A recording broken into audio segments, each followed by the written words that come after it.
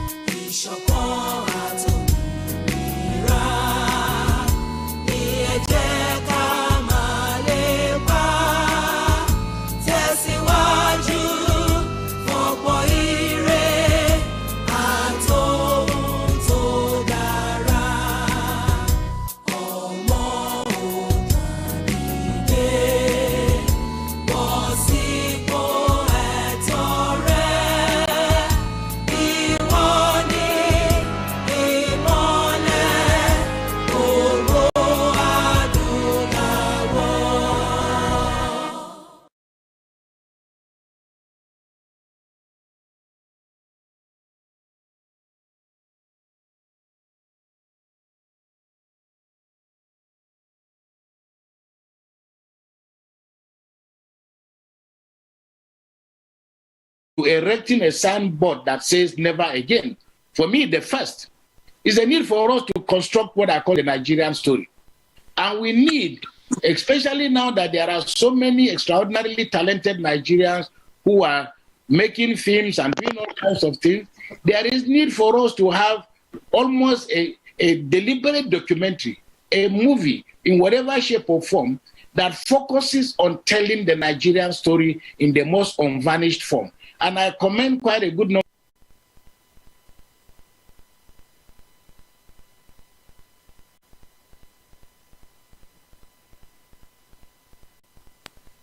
Was I muted, Dele?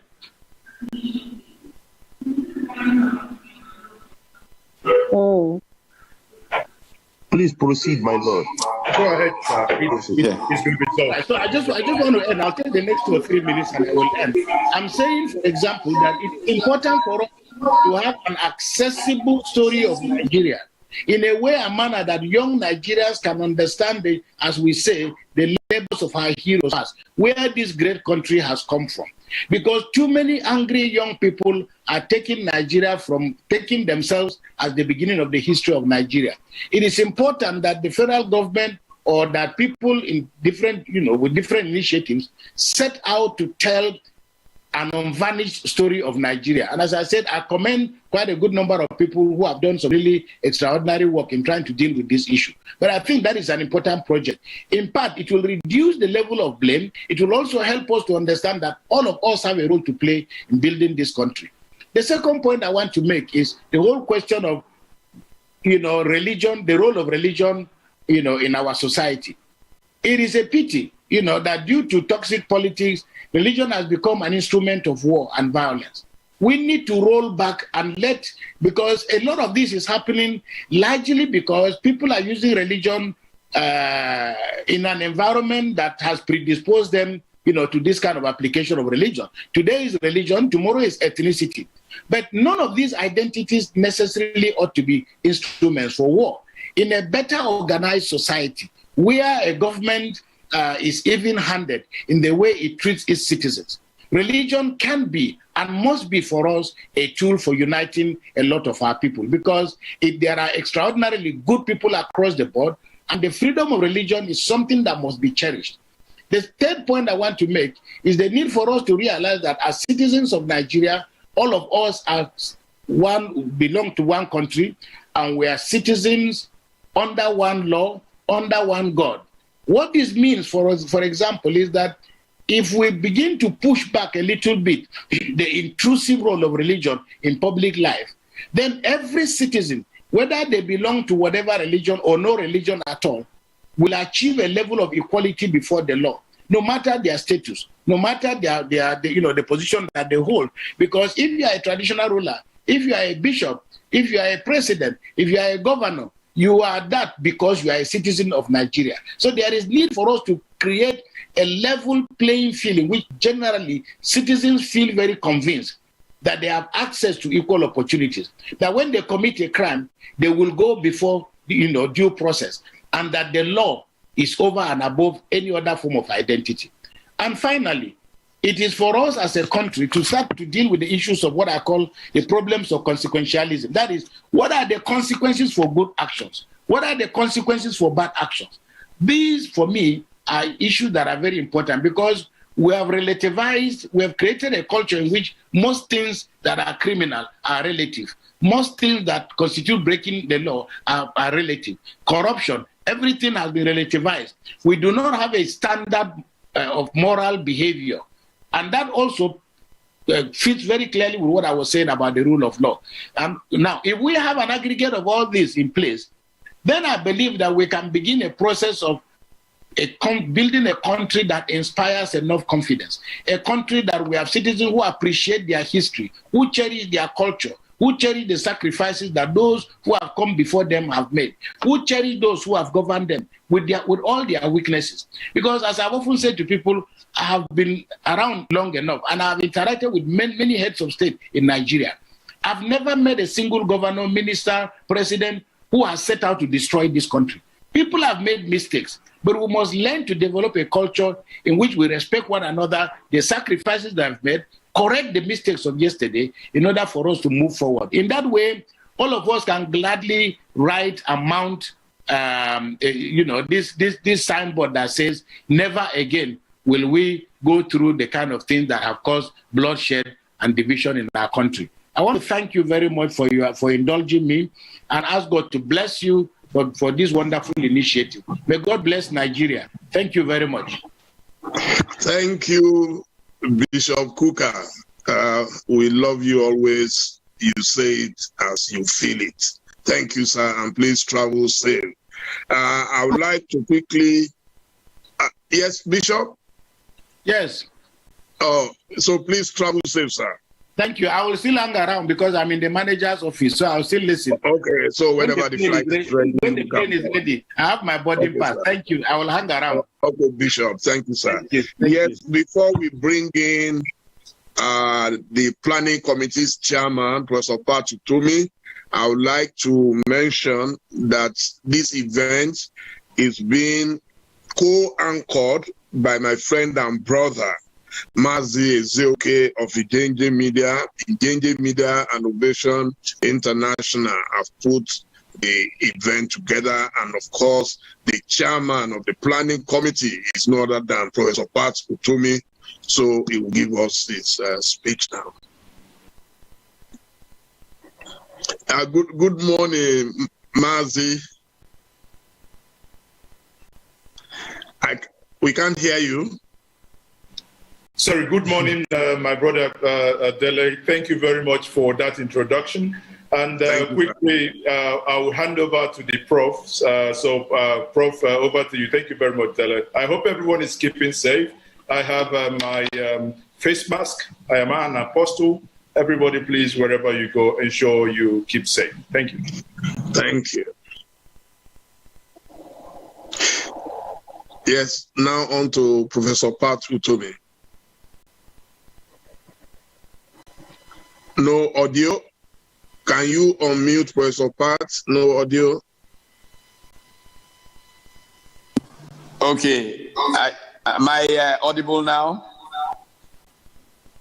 You are okay now, too. You are okay to go. Lovely. Thank you so very much. It is such an honor, a privilege to be part of this continuing initiative. I'd like to say that this initiative started last year with the remarkable work of advocacy in trying to bring a better understanding of the Civil War and its aftermath to the Nigerian people in a way that it will become a source of energy for building a new nation. Many countries profit off of learning from the mistakes of their past. And that's why history is so important to understand. Sadly, in our experience, for reasons of expediency and certain worries, we have reached a situation where people are afraid to talk about an ugly past. I think we have an internet problem, Prof.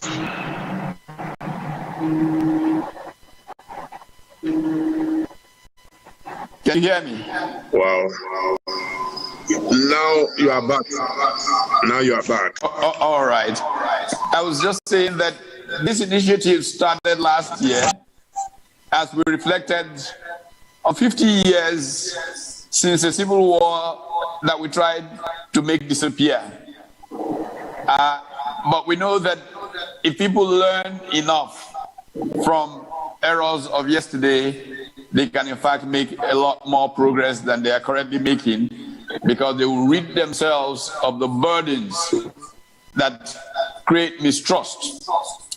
One of the biggest challenges in nation building is the challenge of what kinds of levels of trust deficit exists. We know that there is in fact an index around this in the world. We know that in countries like Denmark and perhaps Finland, that there is a high trust situation.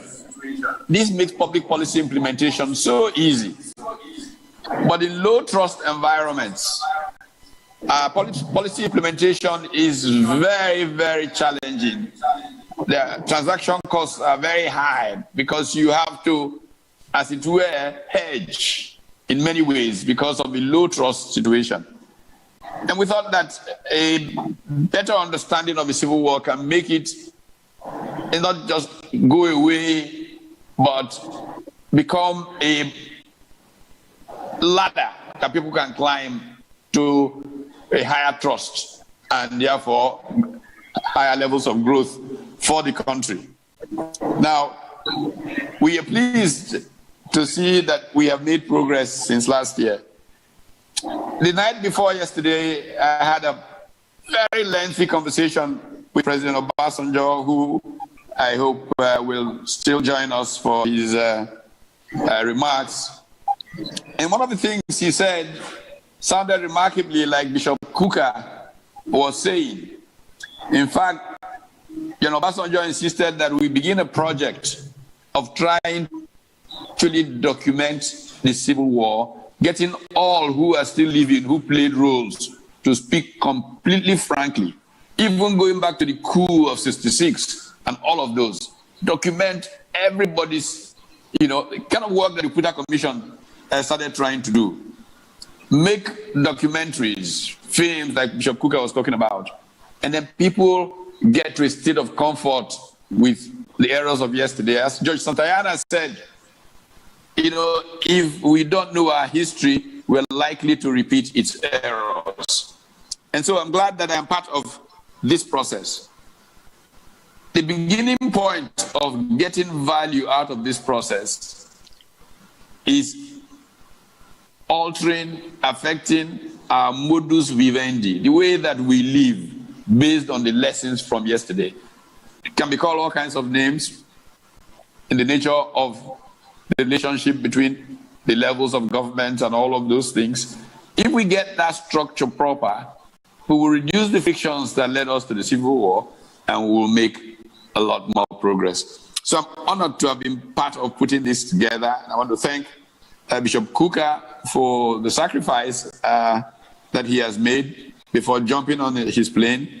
There are several elder statesmen who are joining us, who were supposed to be formal parts of this conversation, but they are on standby.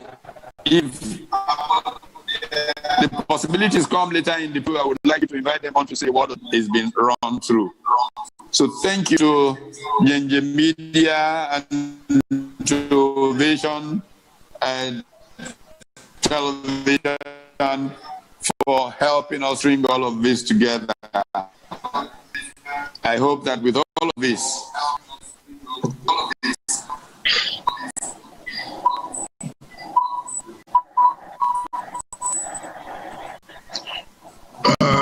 we have an audio issue, Prof. And your camera, we also can't see your face.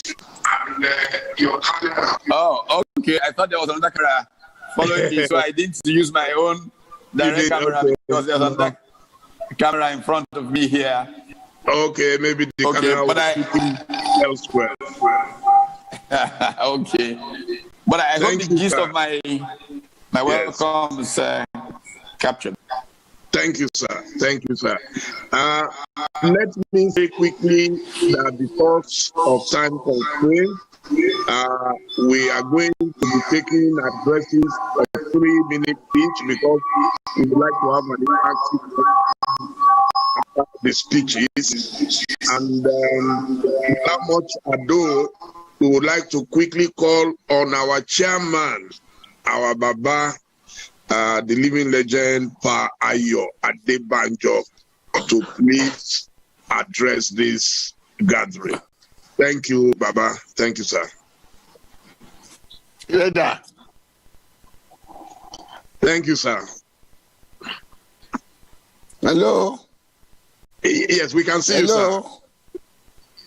Baba, we can see you, sir. Yes, sir. We can hear you, sir. Can you hear me? Oh, yes, sir. Beautiful. Thank you, sir. Nice to see and hear you, Obasanjo. Thank you, sir. I've always sent to see you, but you have refused to see me. No, I've called several times, sir. There's a lot to do.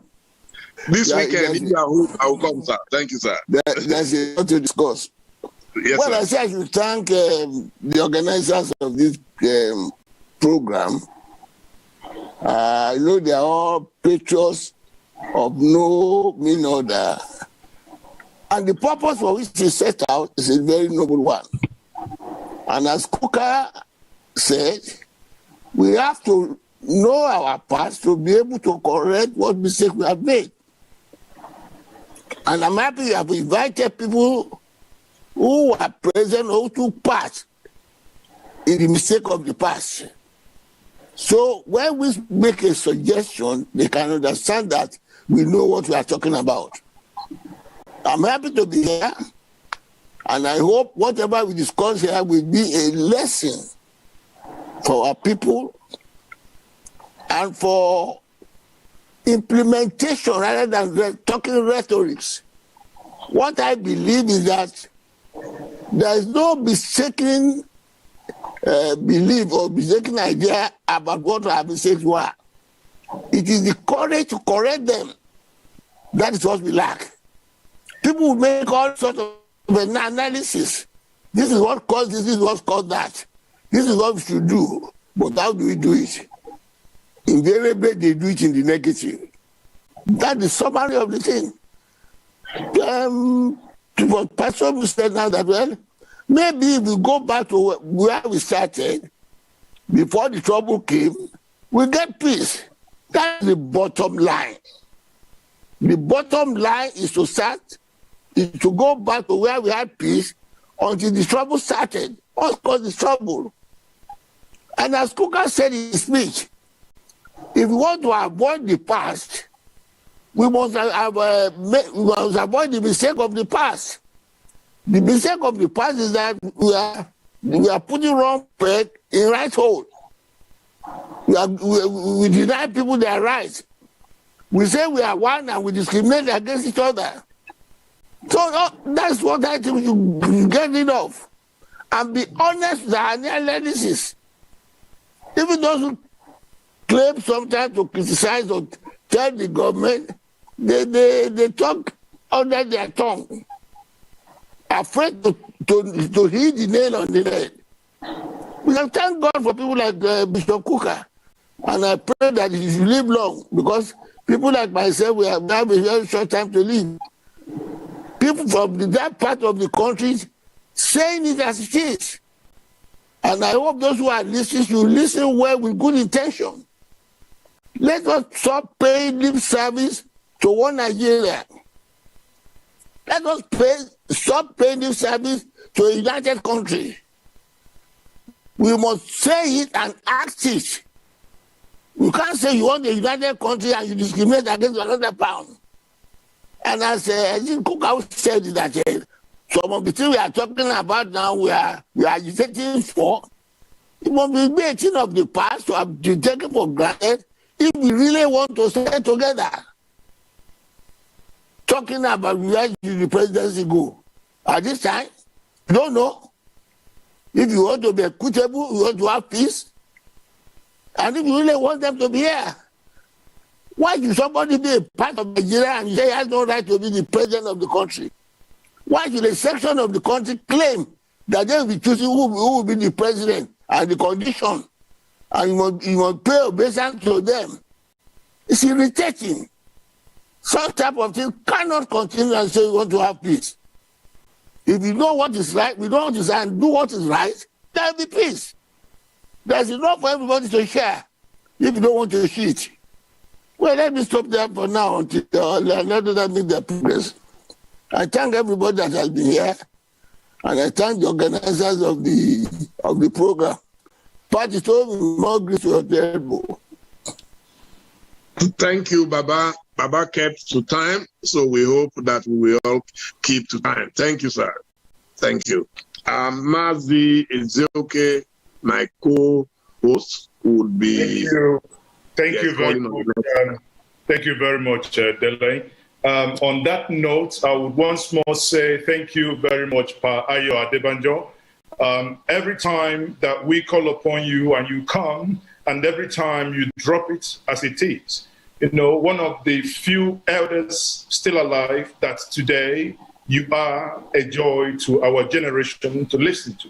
On that note, I will bring another person in the person of Chief Mbazurike Amechi. I am aware that he is in the house. Chief Mbazurike Amechi, please, can we spotlight him? Yes, he is another living legend, and it is an honor. Nayuku, I welcome you. Asinge, no. Udo derege Nayuku.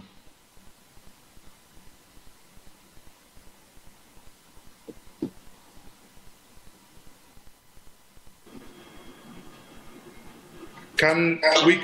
Somebody mute it. Okay, the daughter, some granddaughter, somebody's there. Hello. Yes, we can hear you, sir, loud and clear. You can hear me now. I want to thank the organizers of this program. I wish them well. I happen to be about the only surviving founding father of this country alive, at least at ministerial level. I'm the only minister of the First Republic still alive.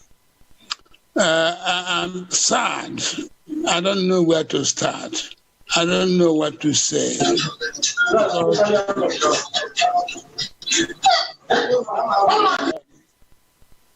Beg your pardon. What I'm seeing today is no longer the country we founded. We got a constitution from the British government that named us Federation of Nigeria. But we thought that was a constitution put into effect by a law made in British Parliament, by British government. And so in 1961, we, in the government of the Federation, appointed a body to draw up a constitution for Nigeria. And in 1962, this constitution came into effect after plebiscite and passing through the parliament. Beg your pardon? Go ahead, sir. And so we became the Federal Republic of Nigeria, no longer the Federation of Nigeria, where the head of state was a mere representative of the Queen of England. Now, since then, Nigeria has never had a constitution that is of their own making. In 1979, the military government appointed the Rotimi Williams Committee.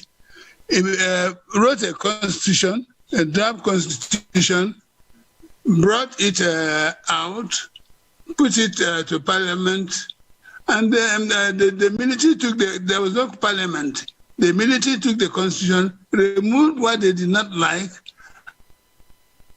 and pronounced it as the constitution of the people of Nigeria. The Supreme Military Council, made of about 11 top soldiers who assumed power by treasonable action, cannot say that it is a constitution of the people of Nigeria. Again, in 1999, Abubakar set up a Constituent Assembly. The Constituent Assembly wrote up the draft constitution, brought it out to the country. The military took it again, removed what they did not like, and promulgated it as a military decree, a decree of the Supreme Military Council, and called it a constitution of the people of Nigeria. It is not a constitution of the people of Nigeria. It is a constitution of the Supreme Military Council made up of top soldiers from a particular region of the country. So there's no point deceiving ourselves. If we want to stop the thing, the Nigerian people must come together and write a constitution that will be a people's constitution, put it to plebiscite, put it to the public to decide what they want. I happen to come from the part of the country that was conquered in the Civil War. I happen to have fought Nigeria as a united party. I belong to the political party that believed religiously in a united Nigeria.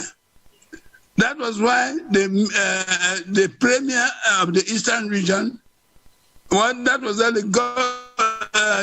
people of Eastern region then, headed by Azikiwe as premier, elected a Hausa man, a Fulani man, as the mayor of Enugu, the capital of Eastern region.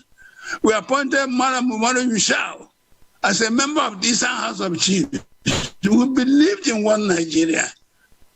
There's no part of this country that will go and you don't find an Igbo man having a business there.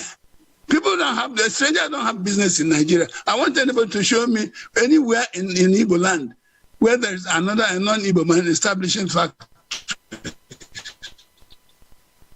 But we're doing that.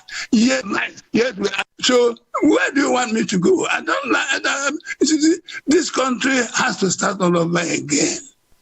And we're not going to be happy in a country. If you don't want us in this country, let us go. You can't beat a child and stop the child from crying. You can't beat the Igbos in this country and stop the Igbos from crying. You treat the Igbos as you don't want them, and yet when they say they want to go, you don't want them to go. I don't want to go. I believe in one Nigeria. There's advantage in greatness. I'm part of one Nigeria. I sacrificed for one Nigeria. At the age of 23, I went to prison for this country. And so I believe that Nigeria must be one, but Nigeria has to be ruled as a federation. And the people of Nigeria must come together and give themselves a constitution by the people of Nigeria, and not a constitution of the Supreme Military Council made up of 11 soldiers. Thank you very much.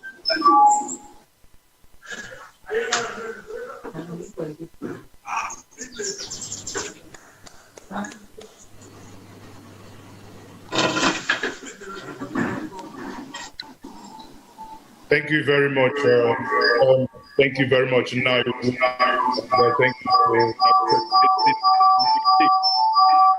It's one of those things where you've said it and it's very clear. Anyone who is like Pa Ayo Adebanjo said before, that there are certain things that ought to be done if we want equity and fairness to be the watchword.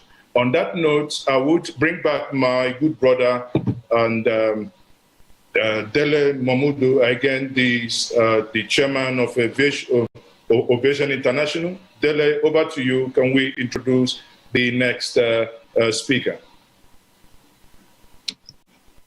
You can unmute. Dele. Thank you so much, Mazi Ezeoke. I'm trying to see who is in the house already. Please, is Halaji Tanko Yakazai in?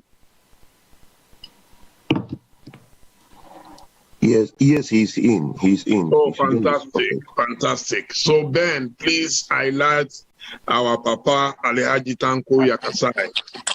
Yes. Good morning, sir. Good morning, Dele. How are you? Very, very well, Daddy. Thank you, sir. Beautiful.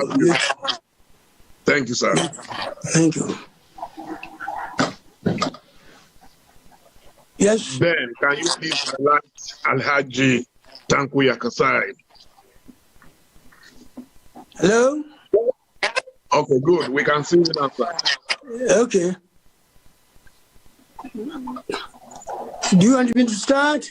Yes, sir. Yes, sir. Okay. Thank you very much. Thank you very much. Well, I want to start by thanking the organizers of this event for inviting me and inviting some of my friends who were together at the time of the struggle for independence to date. I'll go on to my address. Mr. Chairman, distinguished participants, ladies and gentlemen, this event is taking place to enable our people mark the 51 years of the end of the unfortunate episode in our history. Left to us, we will rather totally forget about our civil war, but as human beings, it is beyond our ability to forget an event that was a defining moment in our political history. We shall continue to refer to those moments to learn lessons and reassess our current political activities and the question of national unity. To mark the end of our civil war, we cannot help but to remember the history of the Civil War itself and the colossal loss of multitudes of lives and property in our country. Our Civil War started in 1967. Its origin is traceable to the 15th of January 1966, attempted military coup. Friday, January 15, was the day our nation woke up with the sad story of attempted military takeover by few young Nigerian members of our military establishment. The known figures in that colors move by a few young people in military uniform were Major Chukuma Kaduna Nzegu, Major Don Okafo, Major Emmanuel Evergina, Major Chris Anuforo, Major Tim Onwa Tegu, Major Humphrey Chukuka, Major Adewale Ademuyego, Captain Emmanuel Nwobosi, Captain Ben Buli, and Captain Oji, all of the Nigerian Army. Out of 10 out of 10 actors in that event were of Igbo extraction, and one from the Yoruba ethnic group,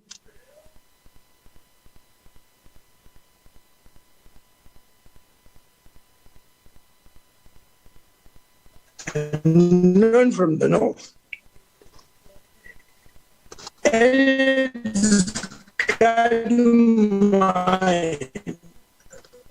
We realize that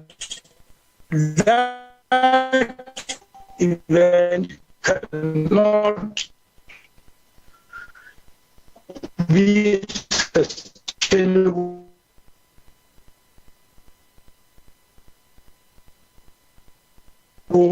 situation, and murdered one of his wives along with him. Those who abducted Sir Abubakar Tafawa Balewa also abducted the then Federal Minister of Finance, Chief Festus Okotie-Yeboah, who was later murdered along with the Prime Minister Tafawa Balewa. Brigadier General Zakaria Malari was shot dead by Ifejina, who was his brigade major, whom he stopped for a lift after escaping an attack on his house by the coup plotters. In that very fateful early morning, colleagues of those who abducted the Prime Minister also attacked the house of Chief S.L.A. Akintola, the Premier of Western Region, and murdered him. As if that was not enough, the insurgents rounded up leading Nigerian military officers, including the house of Brigadier General Zakaria Malari, Brigadier General Ademulegu, Colonel Yakubu Pam, Colonel Kuru Mohammed, and other senior military officers, and executed them. All the murdered individuals were from different parts of the country except the then Eastern region. That was the story of that darkest day in our history. It was the event that opened the unfortunate chapter in our history, which leads to the series of events that brought about the civil war in Nigeria. Even though Major General Aguiyi Ironsi thwarted the coup and became head of state, his actions such as making Nigeria a unitary state instead of the existing federal arrangement, and his appointment of many Igbos into sensitive positions at the beginning of his regime, which caused the serious concern and specter of domination to people in the rest of the country, did not sit well with the aggrieved northerners still nursing the wounds of the elimination of most of their top military officers and government functionaries in January 1966. The July 1966 counter-coup was bloodier than the first one, and saw the death of 42 officers, mostly Igbo of Igbo origin. That and the killing of Igbos in some northern Nigerian cities, among other reasons, including some alleged bad blood said to be existing between the then military governor of Eastern region, Colonel Odumegu Ojukwu, and General Yakubu Kawan, the then new military head of state, led to the secession attempt of the Eastern region of Nigeria and the subsequent civil war that started. Recall that during the last constitutional conference before our independence, a motion was tabled for the conference to insert a clause in our constitution for any section of Nigeria to break away from the country. The motion was roundly rejected by the delegates, and the indivisibility of the Nigerian nation was enshrined in our constitution. Also recall that attempts were made mostly through the good offices of our leading figures and foreign friends to bring about peaceful resolution of the secession attempt. But such interventions were not successful. The result was the move by the then federal military government under the leadership of General Yakubu Gowon to embark on what was called police action to sustain the unity of the country, which resulted in 3 years of civil war to keep Nigeria one. As soon as the civil war was over, the federal military government introduced what it called 3 R's program. The 3 R's program meant reconciliation, rehabilitation, reintegration program. While some measures of success were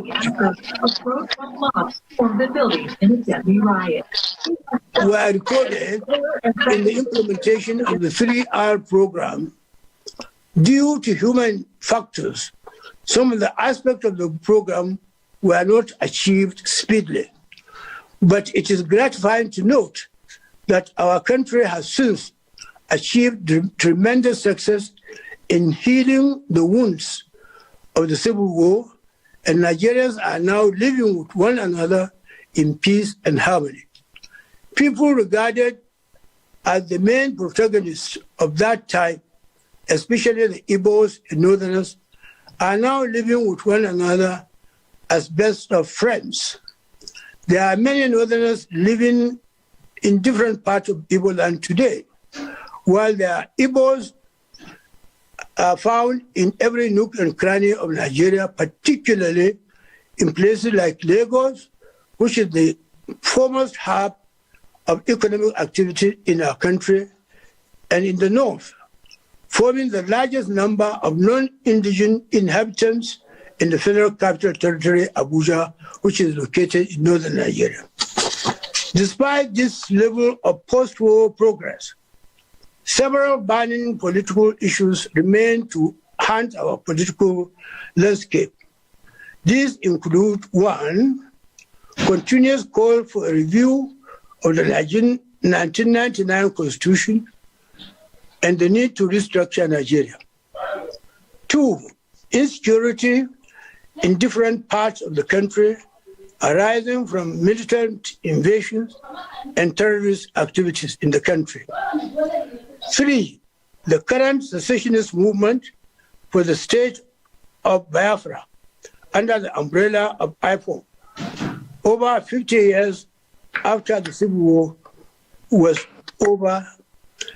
And 4, the mistrust among major sub-regional groups which remain a threat to democratic process in our country. Lastly, we'll need to learn lessons from the Civil War 51 years ago and address squarely the fractional tendencies in the country today. Unity, peace, trade, justice, democracy, and development must be made to work for Nigeria to keep it one and stronger. We should tackle the issue by deliberately securing our next development plan and constitution to contain integration strategy as one of the major features of the plan. I thank you very much for your time, and I wish you the best of luck. Thank you very much. Thank you. Thank you very much, Elder Tanko Yakasai. And you have taken your time to rail out, the history that, as I would say respectfully, being understood and as was lived during your time. Now, we will be bringing other guests. However, there are some points that you raised that I would gladly want those who are also aware and who were around during the time, because what this event here today being organized by Nzuko Umunna, an Igbo think tank, and being supported by Ngenje Media TV and Ovation International, is to bring the narrative to the fore, where we can, as Professor said before at the beginning, and Reverend Bishop Kuka also noted, that we will get to the point that we can build something together. As the team said, never again. Never again that things that had happened in the past happen before. On that note, I would say, if we have Elder Emma Elazu, if he's here, he can speak and I would beg him if he can touch on some of the points as contained in the speech of Elder Pa Tanko Yakasai. Elder Uma Elazu, is he here? Back office, can you please spotlight him? And he can take over the podium. Back office, do we have Elder here? Yes, he's here. He just interviewed. Okay, please.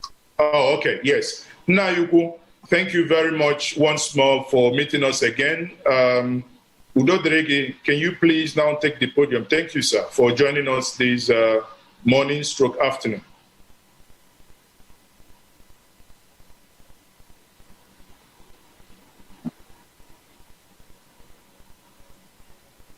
Sadly, I'm not able to hear him. If back office, can we check if is he now unmuted? If that is the case, please.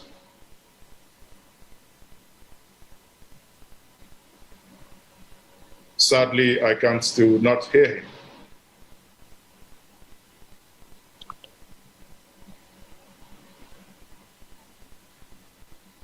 Perhaps Okay. Baba needs to unmute. I think he's unmuted. Maybe I don't know if it's connected via the internet. Now you could try once more. If not, you might need to log out and come back. Try once more.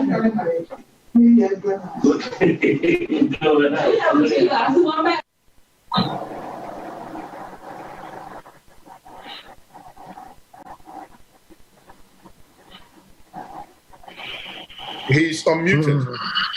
Can you, Chief, can you please try? Yes, I can see you are unmuted. Try once more, sir. Let me spotlight you. Go ahead, sir.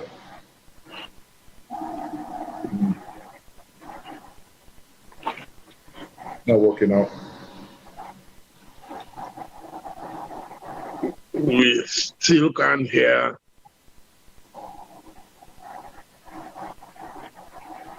Okay.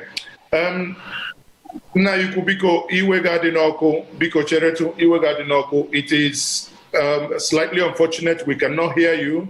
Ngozi, can you please reach him out?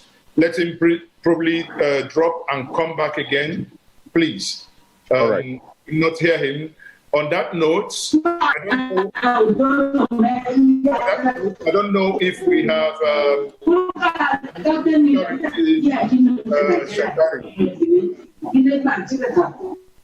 while we wait to get Chief Uma Elazu, can we have Mrs. Charity Shekari? Is she here amongst us to make a brief intervention, please? Yes, she's having a network difficulty. She's logging in. Maybe you can go to the network. Okay. Can we, Mazi? Yes, Dele, go ahead. Okay. Is Ambassador God knows Zigali in the house, please?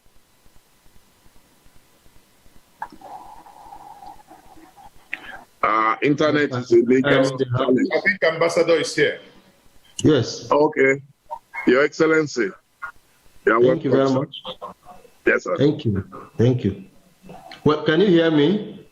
We can hear you, sir. Loud and clear. Okay. Sorry. Thank you. Let me begin by appreciating the organizers of the conference for creating this opportunity for us to discuss and brainstorm on issues important not only to us, but more for our children. And I also would like to appreciate our fathers who are here.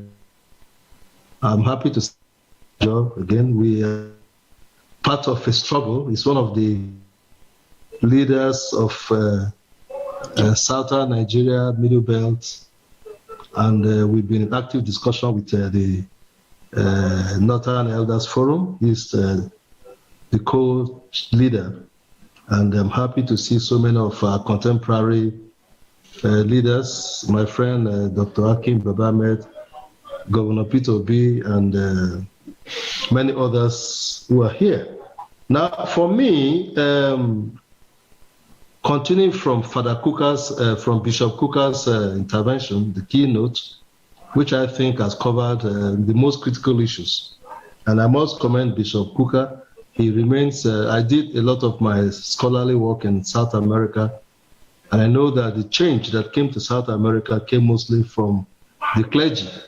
We call them liberation theologists, and Father Bishop Kuka has continued to play that role, being the conscience of the country and speaking what many of the ordinary people are not able to speak.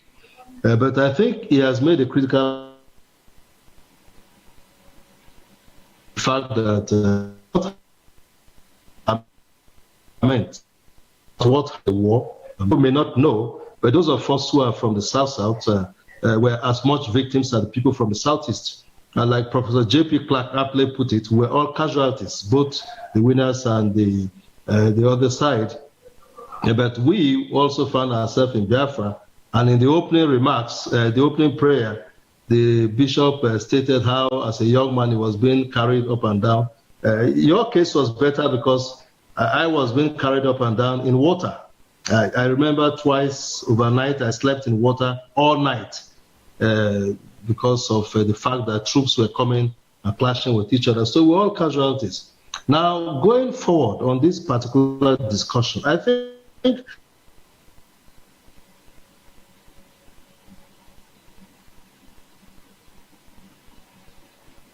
wars have always been with nations. Nations, human societies, people have always tended to express themselves in terms of having strong views, which sometimes end in conflict. So we have seen civil wars as part of human history, and it's not to bemoan the fact that a war took place. We all knew of what happened in the American Civil War, where over 600,000 people died, and the series of wars in European history that took place, 100 years war, the 30 years war, over 8 million people died and 6 million people died respectively. But what is important is what lessons do we learn from these wars? And I don't know if President Obasanjo will be speaking later because he's an authority on what a lesson because he was an active participant. But now, unfortunately, as the English philosopher Adolf Huxley said, that men do not learn very much from the lessons of history, and that is the most important lesson of history. Men don't tend to learn. But if we are to learn, the critical questions that should be important to us is why is it that some countries went through war and after that became very stable? The proclivity towards wars has been attenuated, has been so reduced that there are no more wars. They are now able to build stable modern societies. The other question is, why is it that some societies, some countries, never had war at all? In the history of the world, there are countries that never had war, civil war at all. And so these are things that should be interesting to us.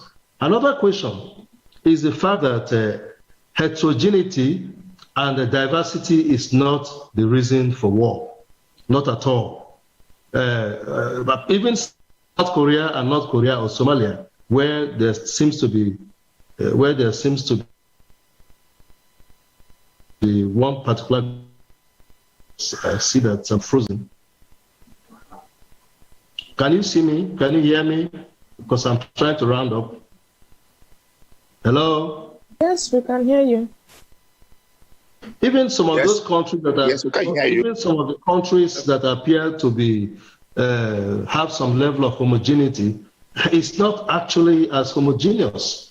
If you look at it, South Korea has its own internal divisions. Even Somalia, there are clans and so on. So every country has a level of heterogeneity, a level of diversity. So diversity is not an excuse for inability for people to build states. Now, the last point I'll make before I give one or two recommendations is the fact that state building is not a one-time thing. It's not a one-ended thing. State building is continuous. nations are built continuously, and without sounding immodest, I must say that my academic work and my 2 award-winning books, this is entitled Global Trends in State Formation and Origin into the Inquiry, Survival and Demise of Nations. And I haven't looked at, then we look at the perspectives of nation-state formation in Africa, both which are award-winning books that are in the school curriculum all over the world. Now, we've seen that you build nations, you don't stop, you continuously make efforts. And I think that is the lesson for us, who are the leaders of today.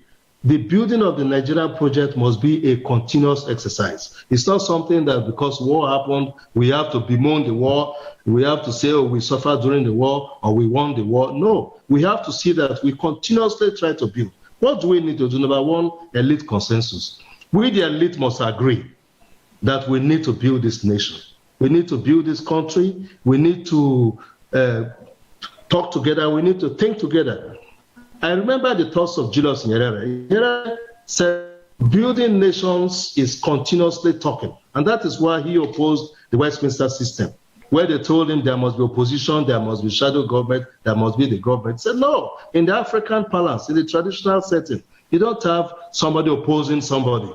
You all talk until you agree on a consensus. We must think about consensus. We, the elite, must think of consensus. We must be able to labor and talk and see how we can build this country in a way that it is convenient to each other.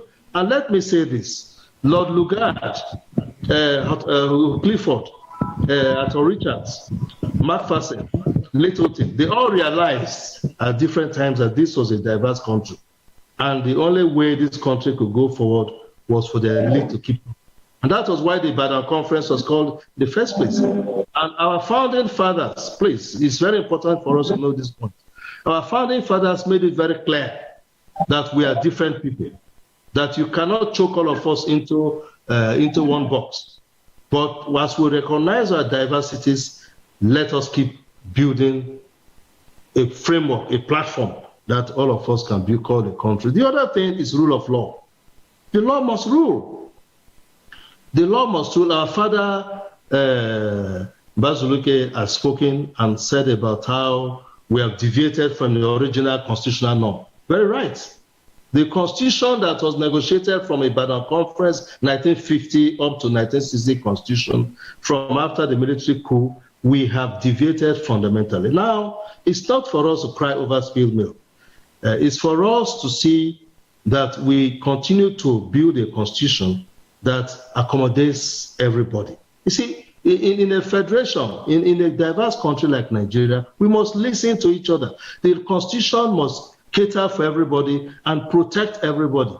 A situation where some people feel superior to others. A situation where some people don't feel protected by the constitution creates a problem. It's a precarious balancing. We have to consider each other. We have to know that every part of the country must be carried along. And that is why I think the expression on the part of the Igbos to say, look, hey, this country originally was a tripod and later became a quartet with Midwest. But whatever it is, we too should have a taste of ruling the country. And some people say, no, you cannot rule the country. No, you can't say that. The whole idea of the law is that it takes care of everybody. It accommodates everybody and makes everybody to have a sense of belonging, And maybe I should end by saying that when we talk about democracy, democracy is not an end in itself.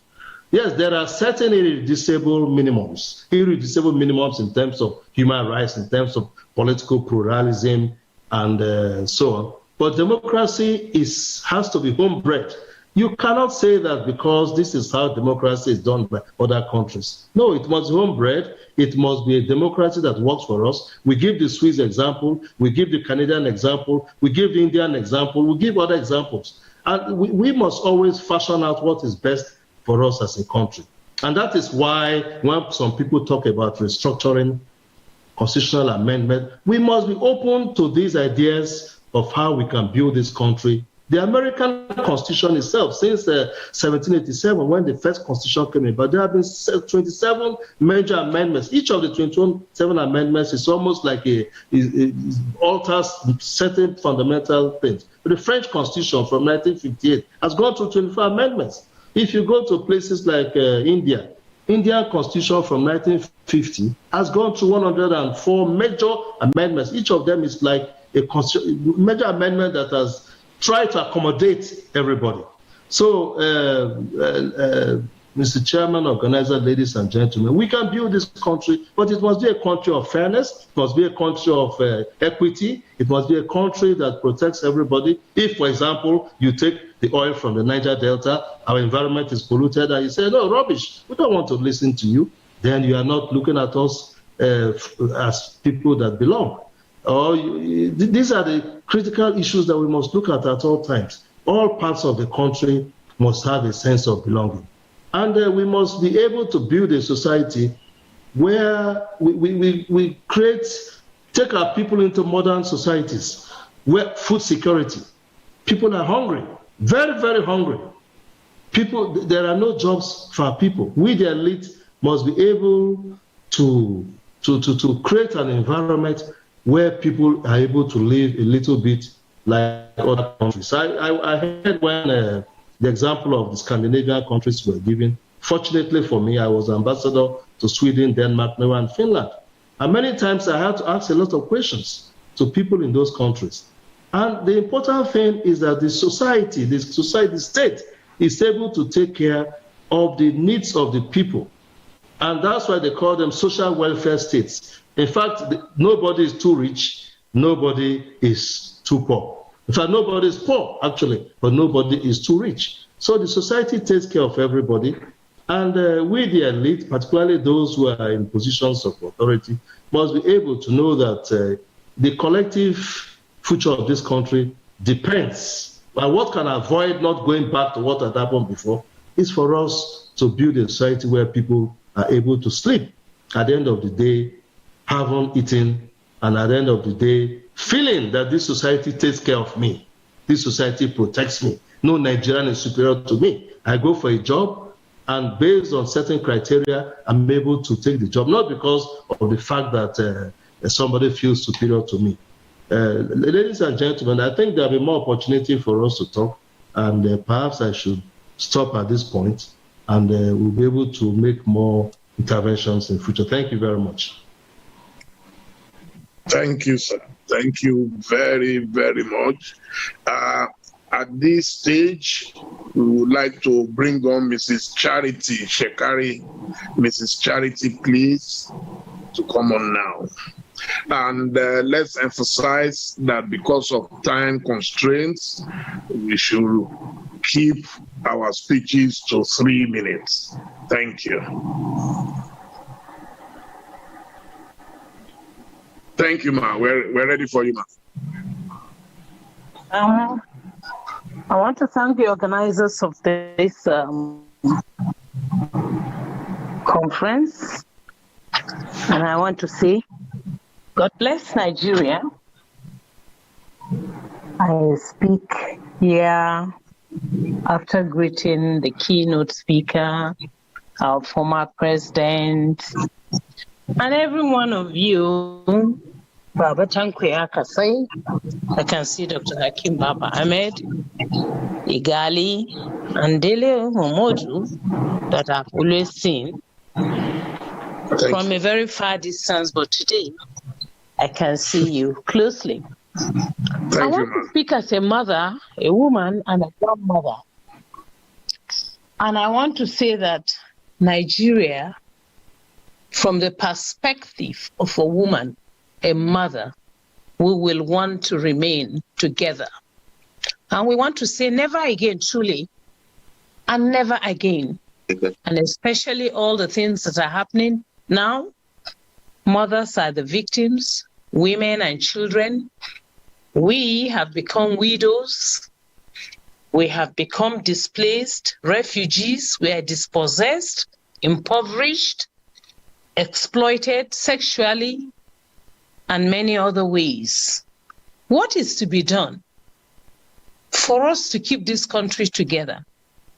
Emancipation, empowerment, and involvement of women in the processes of peace and human capital development. But as we say never again, Is that really happening? Are women actually being involved and made to be involved consciously, knowing that a woman is a universal factor for every religion, even beginning from God?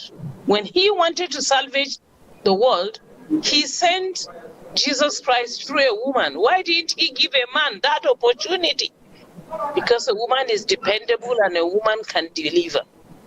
Now, a woman can do things that men cannot do, and that is salvage the situation.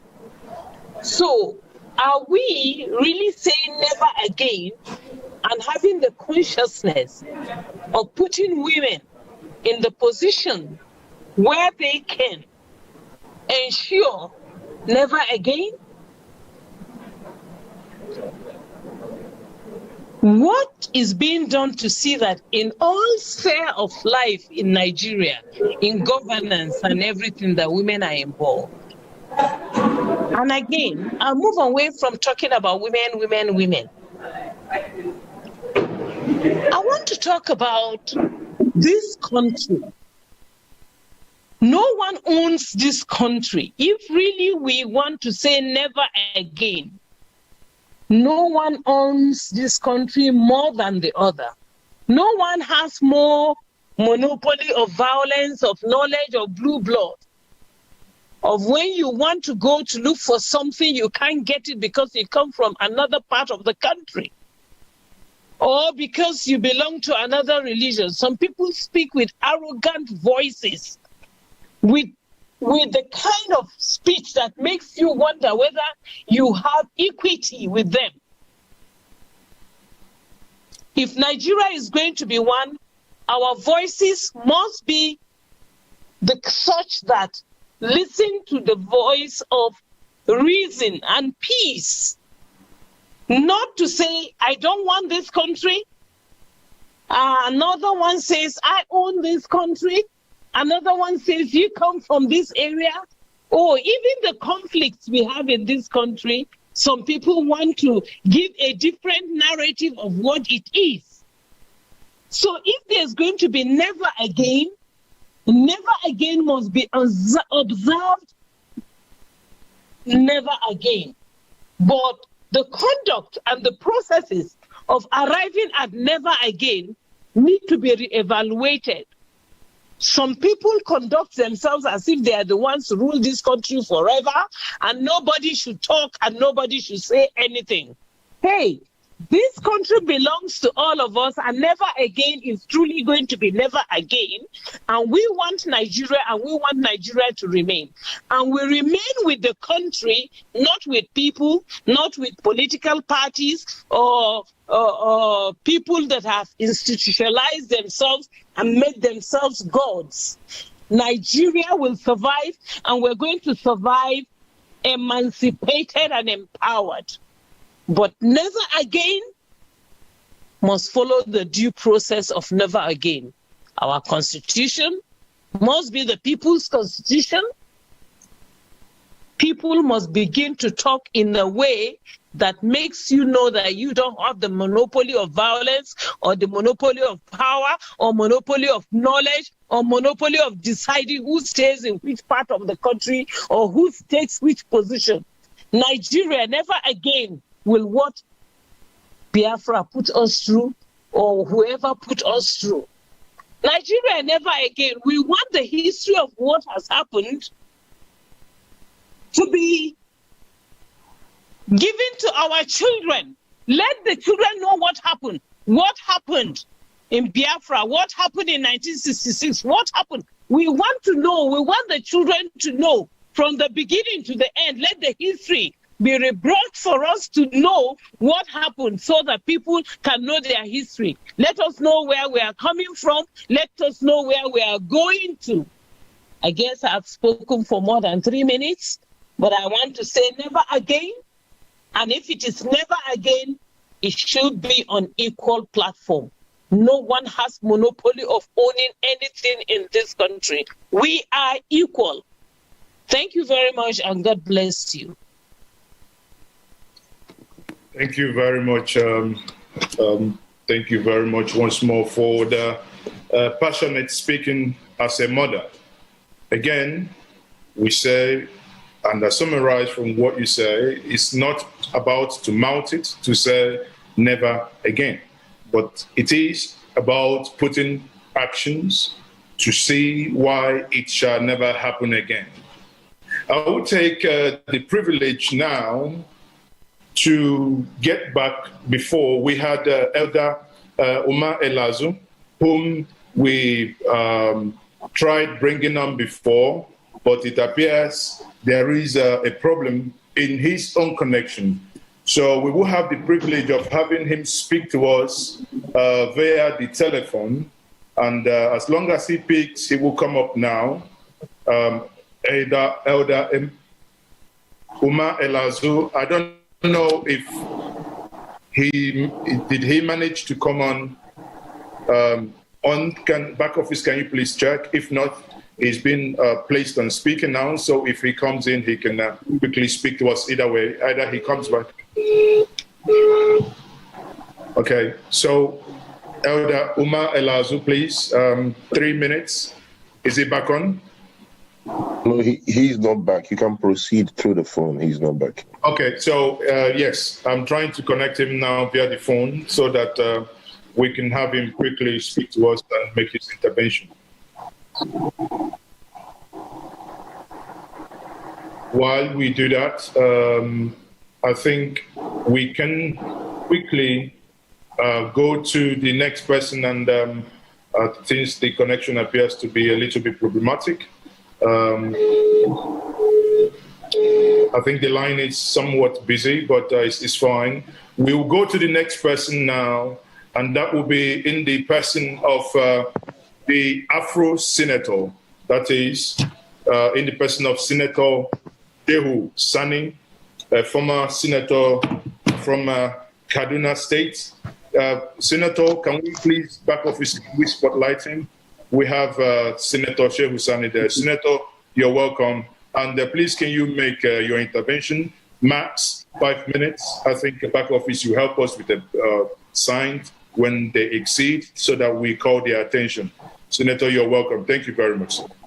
Thank you for having me. Well, it is an honor to be here and make my little contribution. First of all, I must appreciate the honor of this invitation. And then I have had the presentation by various speakers, particularly the elders, those who have seen it all. But for me, I have a very little contribution to make. First of all, we can aptly say that the Civil War has ended over 5 decades ago, but the civil battles continue. Because from the time the last gunshot was silenced to this time, thousands of people have lost their life as a result of issues still that has to do with the unity of the country, whether it is ethno-religious war or sectional issues or whatever. We are still having problems with ourselves as a country. And then the next I will say is that what are the lessons we have learned from the Civil War? Because for such number of people to have died, over 2 million, and for such a country that has invested so much in that war, in the name of uniting a country, what have we actually achieved? Are we actually united? These are the questions we need to ask ourselves. Well, for you to get the practical answer of that question, you need to go through the comments of people, young people that come from the southeast, and young people that come from the north, and young people that come from the southwest. When you go to social media, the young people who have even not experienced that war are still entrenched in the belief, the young people from the southeast, that the war was a massacre, was a persecution of people of Igbo ethnic stock, and the ones from the north still feel justified on the federal side. So what have we actually achieved? It is important for us to understand that the national anthem is not enough to unite a country. The The constitution of the country is not enough to unite the country, or the national pledge, or whatever emblems we have, the national flag or whatever. But what is most important is that we must entrench justice and equity. Every part of Nigeria and every Nigerian from any part of the country must be given the recognition, the honor, and his dignity must be recognized as an equal participant in the Nigerian enterprise, which is very much lacking. In the late 50s, Umar Altine from Sokoto State contested election in Enugu State and became mayor. His family still lived in Kaduna, and I happened to visit them some few weeks ago. Their own thinking about Nigeria was different from what we are having today. In 1999, Ike Madu from Imo State was born and lived in Kaduna, and he contested the State House of Assembly and won. Now, with these two examples, it is impossible for you to say 2 decades after the restoration of democracy, it is possible for anybody from the north to win election in the south, or anybody from southwest to win election in the southeastern part of Nigeria. So we're supposed to have said we have progressed to the point that we can really say that we are united as a country. Truly, we have built the Niger Delta Bridge, and one is still under construction. But the unity of our people in their hearts, their mind, and spirit is still lacking. People still identify with themselves, with their ethnic affiliations, with their religious groupings. We completely lost what we thought we have founded by that war. And I think these are issues that we need to put forward. People will say that progress has been made by establishing schools, unity schools, NYSC, and whatever. But just engage each Nigerian from where he comes from in a discussion and see what he will say. And they were not speaking out of a theory. It's the reality that that really formed them as a people in the last 5 to 6 decades. If you are holding a position of authority, whether you are a controller general of prisons, immigration, and customs, and your time of retirement has reached, instead of those in the political authority to give the next person in charge to hold that position and assume the seat, they will retire as many people as possible until they reach someone of their own ethnic group. Now, how can you unite a country with all your national conferences, national flag, national anthem, once some Nigerians are more Nigerians than others? You can't have a country that you can actually be proud to call your own. The agitations will continue until we have a political class that really understand that the only way to unite this country is to entrust justice and equity. And you cannot do that until you make sure every Nigerian is fully convinced, or majority of Nigerians fully convinced, that his birthplace, where he comes from, will not be a hindrance or impediment for him to achieving anything in life. So I believe that a conference like this should continue and should bring in more people whose contributions will assist us in where we dream to be. Thank you very much for this opportunity. Thank you very much, Honorable, that is Senator Shehu Sani. Thank you very much once more. As your colleague, or your former colleague would always say, you speak the truth, you die. You don't speak the truth, you also die. And I say thank you very much for staying with the truth this afternoon. On the same time, I would I have Dr. Omar Elazo on the line, on the telephone. He's going to now speak to us via the telephone. Elder, please, can you quickly make your intervention note? I would want you to look slightly to the presentation made by Pa Tanko Yakasai as he made his presentation. And I would want you, in your submission, if you can quickly also respond to that, sir. You are now, everyone is listening to you, sir. Dr. Omar Elazu, can you go on, sir? Hello? Yes, we are hearing you now. Go ahead, sir. Can you hear me? Yes, loud and clear, sir. Okay. Thank you very much for involving me in this discussion. It's a pity that I cannot manipulate all these first world gadgets. But a little that I've heard, let me comment. I heard my friend Tanko Yakasai read out the names of people, officers who were supposed to have killed northern officers and politicians. But he forgot to mention the conditions that brought about the first coup in the first place. Because when you come to equity, as the lawyer said, you come with clean hands.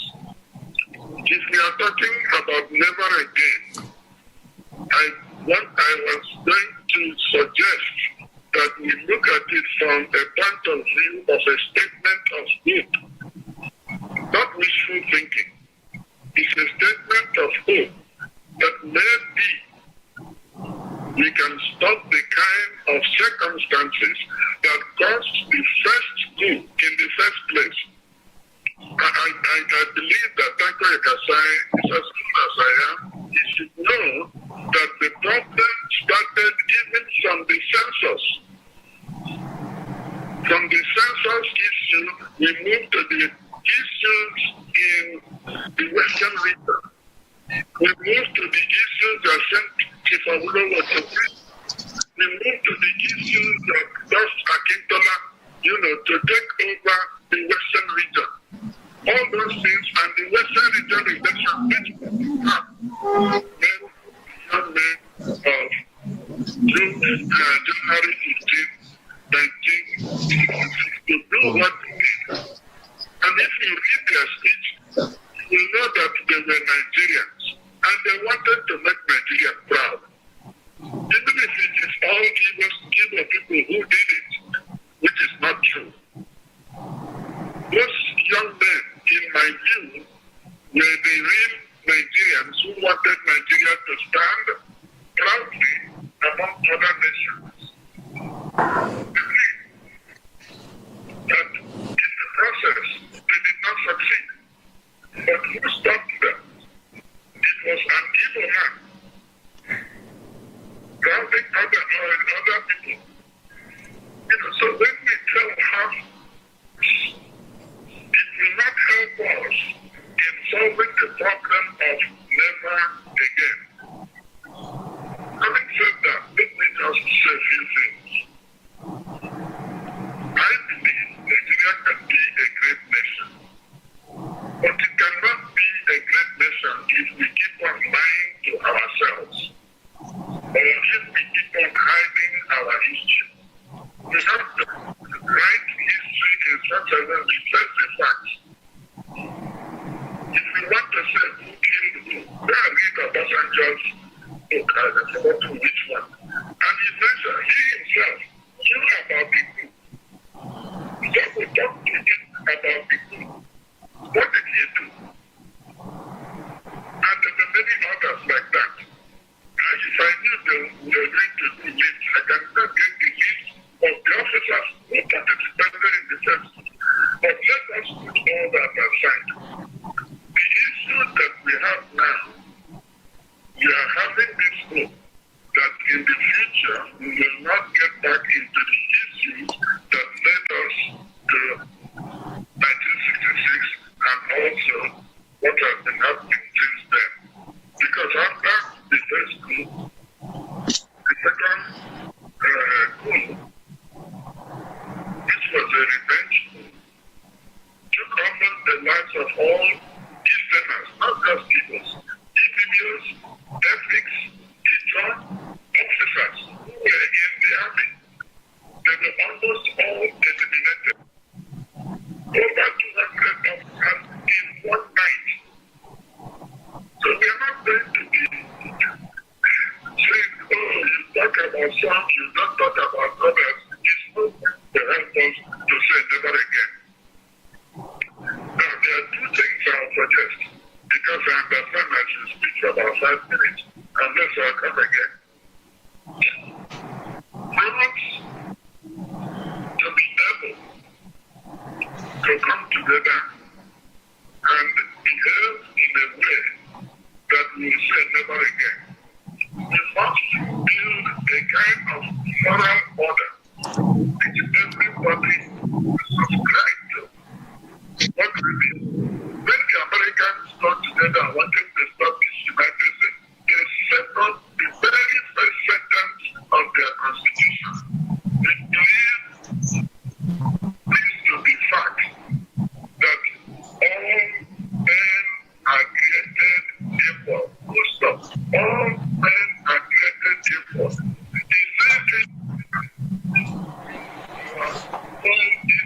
Political history that we share, all of us agree that that is the moral order which will govern and living together.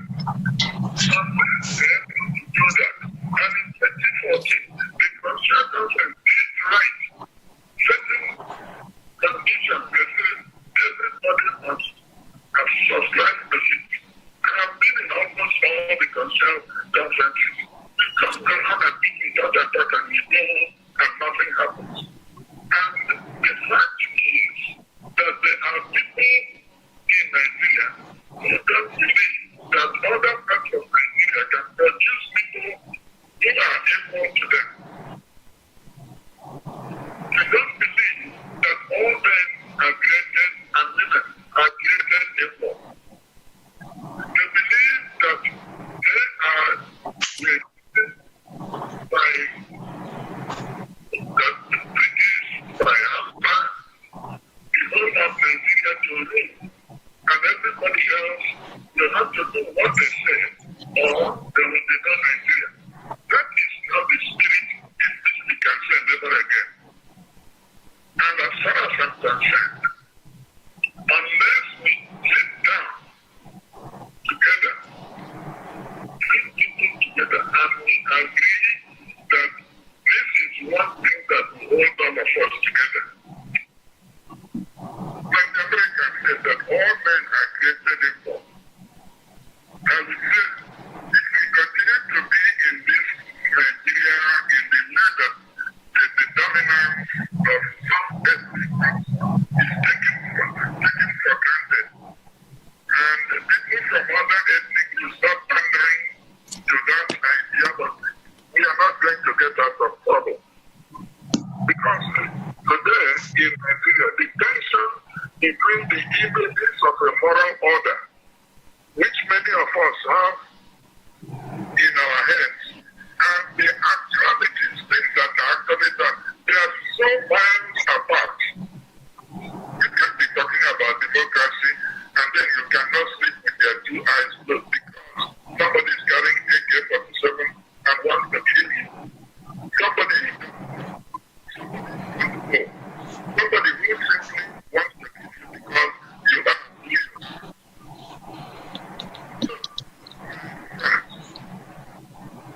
If we want to build Nigeria, everybody will be at peace with one another.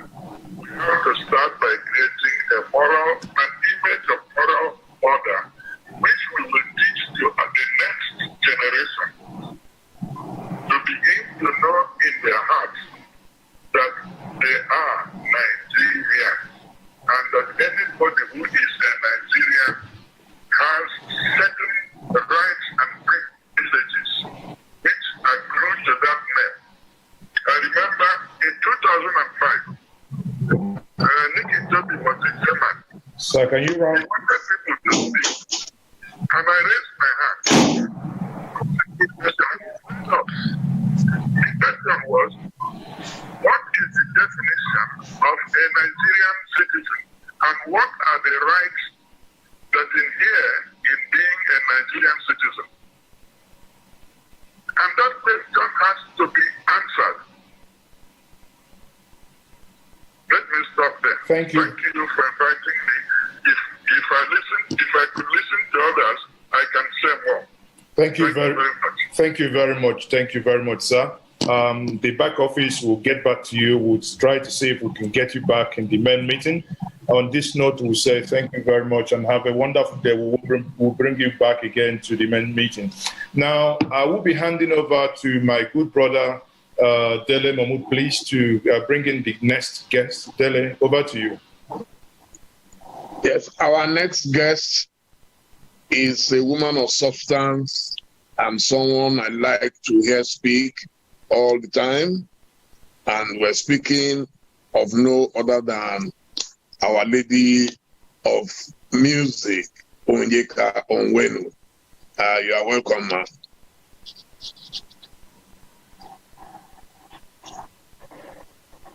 We're not hearing you, ma'am. Okay, you can hear me now, yeah? We can hear you now, yes, please. Lovely. Thank you, my brother. It's always good to see you. My deepest respect to our elders who are here at this meeting. Thank you so much for taking the time. God bless you. God keep you, and keep us too. I'd like to start by paying my respects to some great men who've passed away recently. There are many of them. I'll just name two, and that is Rear Admiral Ndubisi Kanu, and of course Onyabobi, who is the son of ZCOB, the president of Igbo State Union, under whom my father, Dixon Kanu Onwenu, Dike Onwenu, served as the principal secretary. There's a long history here.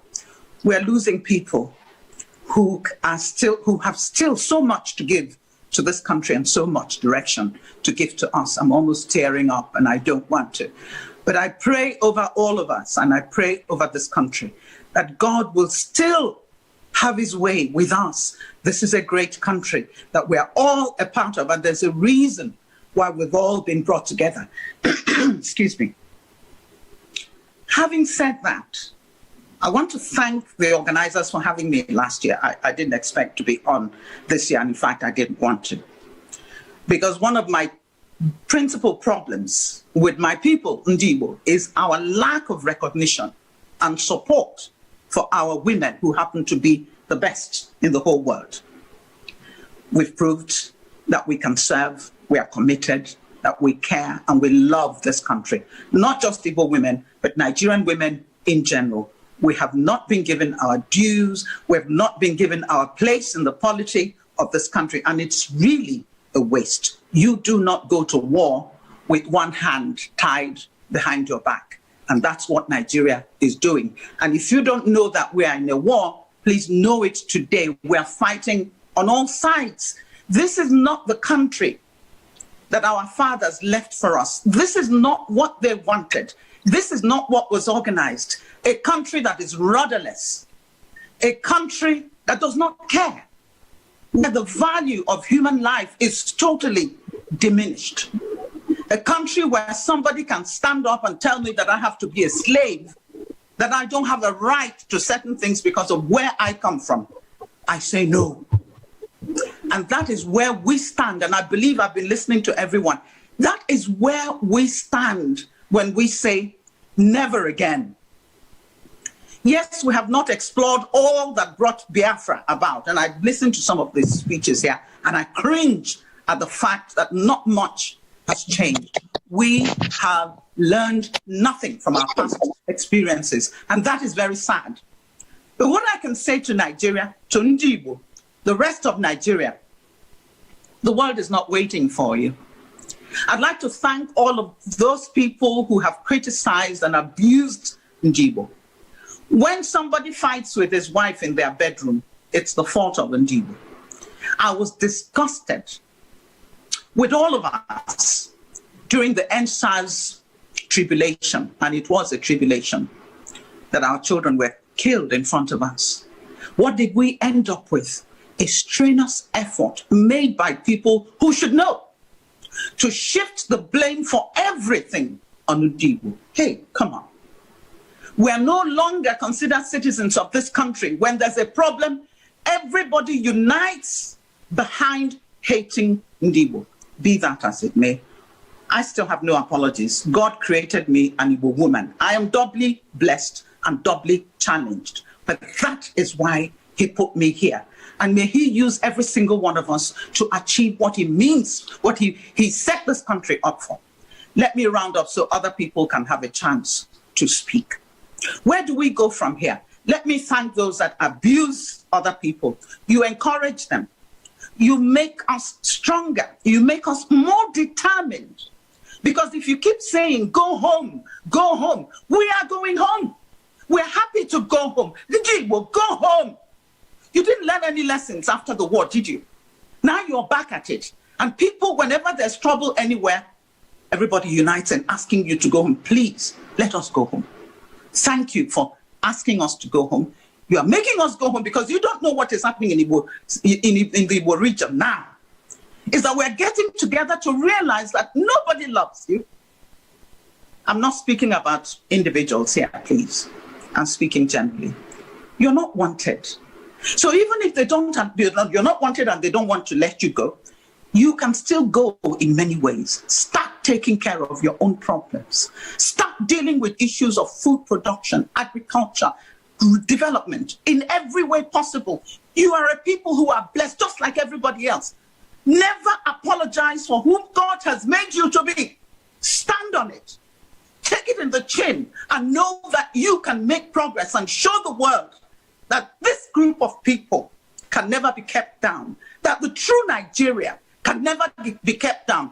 Those who carry on as if they own the world and they own heaven, one day you will stand before the Almighty King of Kings and you will have to answer. Thank you all very much for having me. Thank you. Thank you very much for that short and brilliant speech.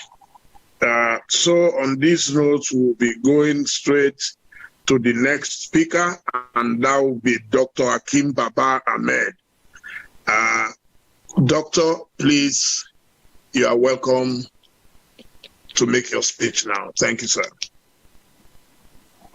Well, thank you very much. Like others, I would like to also express my appreciation for being part of this very important meeting. And I'm happy that I'm speaking this late into the program because it has been a very rewarding 2 hours. I've listened to a lot of people. I'll be honest, I'm upset, deeply upset, because I've had the kind of voices that I thought we shouldn't be hearing at this stage. And maybe it's a good thing that the organizers picked the theme, Never Again. It's we who should be reminded about never again, not the rest of the nation. We're more bitter now about the Civil War. 51 years after the end of the Civil War, we are more bitter about the circumstances, about what happened, what didn't happen, what versions of history we want to adopt, what version of history we want to throw away, than we were 5 years after the Civil War. We finished this war in 1970. Within 4 years, virtually all the Igbo who had left the North, who were still alive, had come back to the North. They've taken up their lives. Northerners have moved to the East. Nigeria had moved on. Here we are 50 years, abusing each other, disputing the history. So it's a good thing that we are saying never again. But I think we need to recognize never what again. This is the elite. This is the cream of Nigeria. And we are speaking in a manner that suggests as if we're still fighting the war, which means this country has not made any progress. Certainly it hasn't been. Now, history is very important. Virtually every speaker here has drawn attention to the fact we need to understand what happened. And there are many versions of this history, and you can never get just one version. There will be many, many versions of this history. There's no problem with that. But let's agree on certain basics, even if we put a spin on some of them. There are many things Nigerians did well. Every Nigerian got together and agreed that the British had to leave in 1960. That was a great achievement. It was achieved by Nigerians. We ran a government with all the problems for 6 years until the military came in and took away a democratically elected government. and they launched the country on a path of tremendous disaster, which went all the way until 1970. Now, you want to blame one part of the country, you want to blame the military, you want to blame the civilians, that's a different thing entirely. We need history, but we need to be careful. Our present and our future should not become captive of the past. If we do that, we will never fix the problems of today. We would always fight over what happened in the past. This is, for me, the most important lesson of what is going on now. We keep harping on what happened in the past. What do you do about now? What do you do about the future? How do you fix this country? How do you address the youth of this country? When we have fed on wrong information, misleading information, lies, alternative realities, we've created enemies for them they have no business having. So what do you do? How do you reinvent this country's history? How do you reinvent the future for this country? Now, for me, I think the starting point is to recognize the fact that the elite, the post-Civil War elite, has substantially failed this country, even more than those who launched this country into the disaster that ended in 1970. So what do we need to do? I think we need to recognize the fact that, as we speak, the year 2001, this nation has never been worse than it is, not even during the Civil War. Not even during the Civil War. I'm sorry for those who felt the Civil War was the worst disaster. It isn't. Today is the worst disaster we're living. You have a very poor governance, leadership that really doesn't care about Nigerians. You have massive insecurity. You have no fresh ideas. You have leadership that is more interested in having power than governing. You have complete vacuums. Leadership has retreated. Other leaders have retreated. All we do is insult each other, abuse each other. No one is building bridges towards each other. This is the state of this country. And the way we are going is just going to get worse unless something dramatic happens. So we need to recognize the fact that when we say never again, it can happen again. Let's not kid ourselves. It can happen again. In fact, worse can happen. When people say, IPOB says, we don't want to be Nigerians, some Biafrans, we don't want to be Nigerians, they forget. Other parts of the country also, there are many people who particularly are not keen about staying in Nigeria. It's not a big issue. There has to be a consensus that this country is worth saving, and it is. And we must work together. So the Nigerian state is very fragile, not just because the consensus around its continuation is weak, but because the elite who should work together are not working together. So we need to recognize the fragility of the Nigerian state. We need to adopt a sense of urgency and history. This is very, very important. We need to change the quality of leadership we produce all over.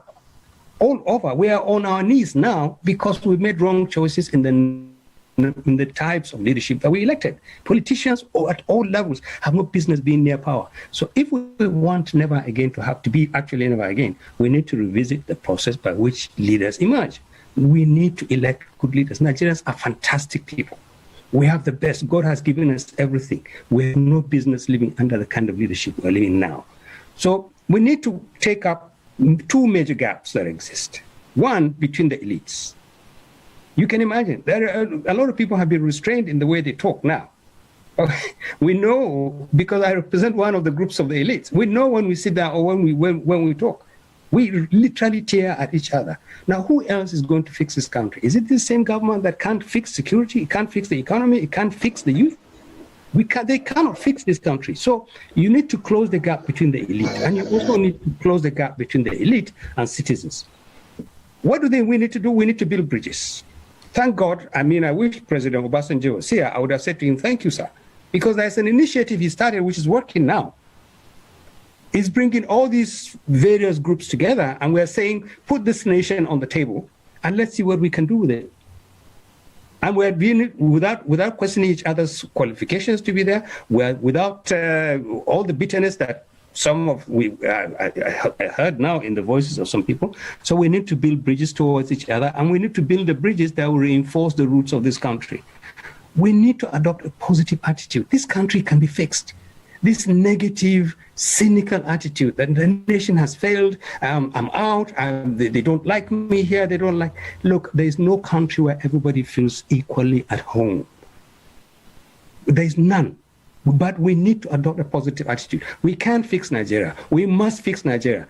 Because tempting as it is, those who think that if they leave this country, they will have peace, you're making a mistake. Nobody can leave Nigeria and live in peace. And I'm telling you the honest truth, nobody.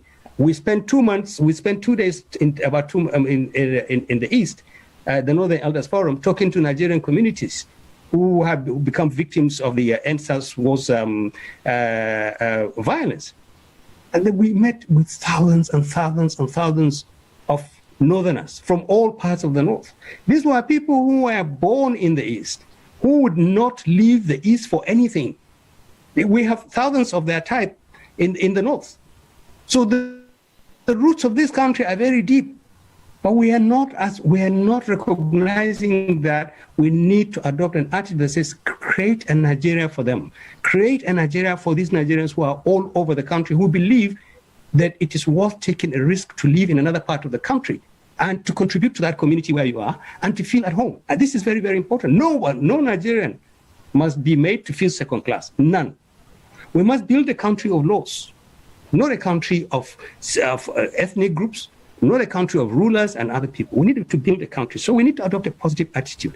And it is very important, particularly among the elite. We can and we must fix this country. Then we need to integrate young people. It's amazing. I sat here for the last 2 hours. I've been reading religiously all the comments that have been coming in from people outside this meeting. It's unbelievable. Close to 90% of them are people who are insulting us. We don't want to hear. We want out. We want out. We want out. Look at these people. Then the youth is entirely alienated. And I don't mean the youth from the East or the West. Our young are alienated. They don't feel part of this country. And we are not doing anything to integrate them. We're not doing anything to give them something to value in Nigeria. This is a terrible problem that we all have. What is for them in this country? Look at what happened during the NSAS protests. Those are young people, and they were fighting everybody, not just government. They were fighting with the wrong generation. This is very, very important. So finally, we need to recognize the fact that Nigerian history is not all disaster. Nigerians have done tremendous things, including fighting a war and finishing it and putting it behind us. We have that. The war is behind us. Let's not live in the war. We're not fighting that war again. We need to recognize all values, how our leaders collaborated, how they quarreled, but how they moved on. We need to create new values. This is a nation that can be great. It must be. No one should assume that there is a future outside Nigeria. Thank you very much.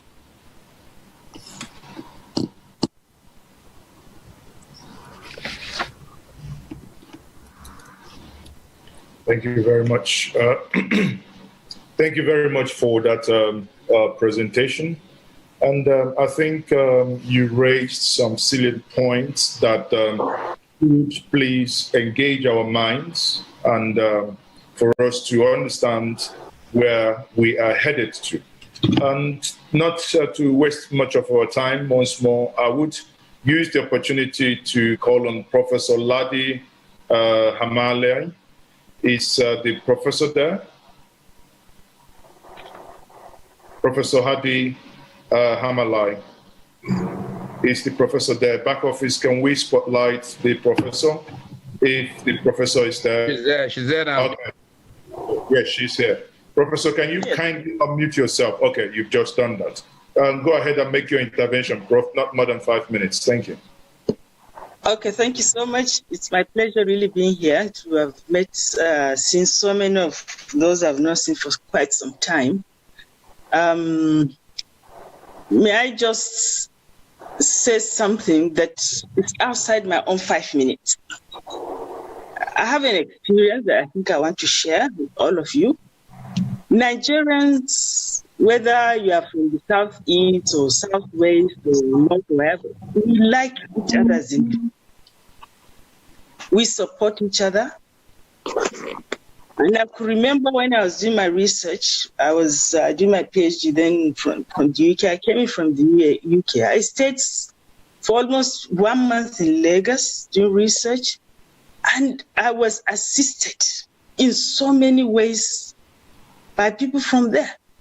I went to Ibadan, I went I've seen people from the Southeast sending even data to me abroad using their own money.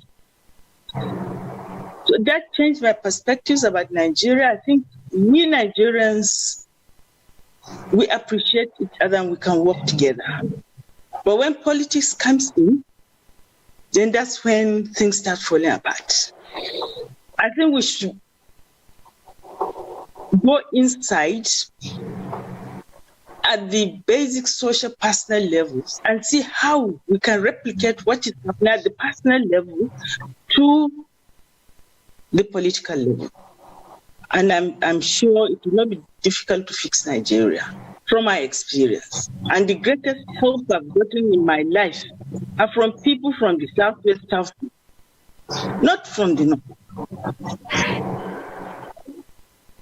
Now, my topic of my paper, or 5-minute presentation, Failings of Secession Federalism in Nigeria.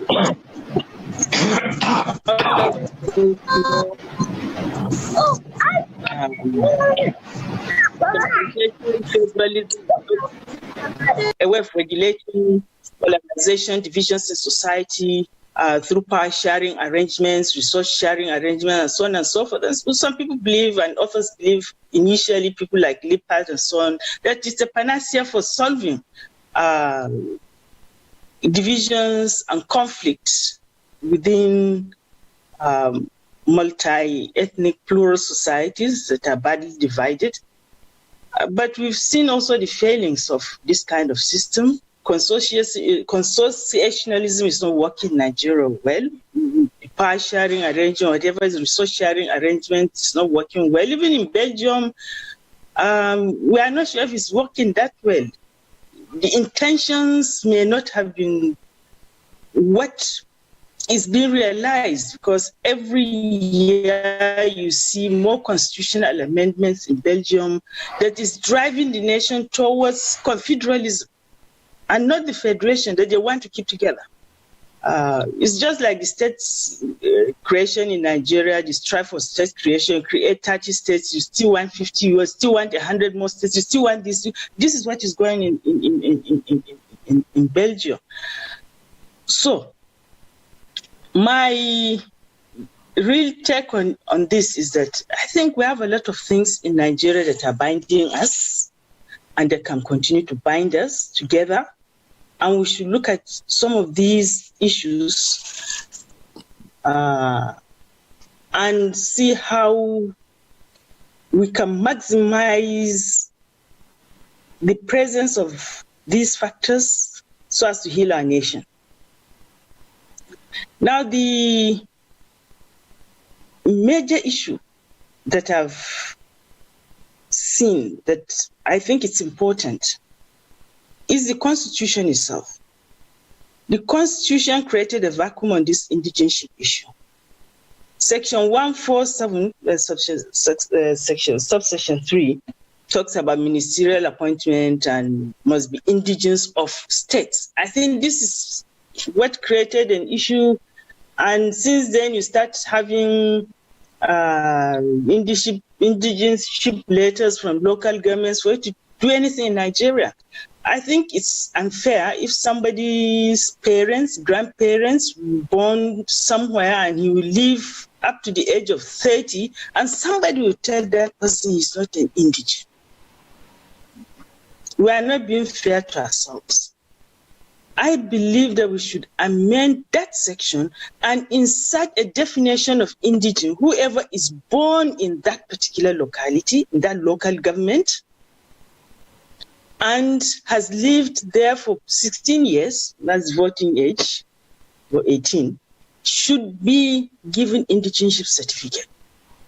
So you can have 1 million Igbo people living in the north who are indigenous of those states.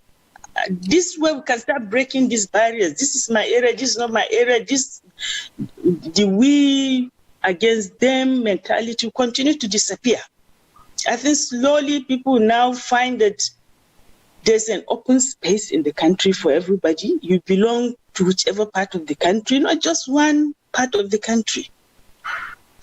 This matter was raised during the Assembly. There was a bill. I mean, one of the proposals was to amend that section, but it wasn't approved. I think our elites, political elites, should rethink that position and revisit this particular matter. Now, the other issue that I believe it's important is the market. The market is one of the best binding factors historically anywhere in the world. And Nigeria are lucky that we have diversity in resources, diversity in culture, which would make a trade and investment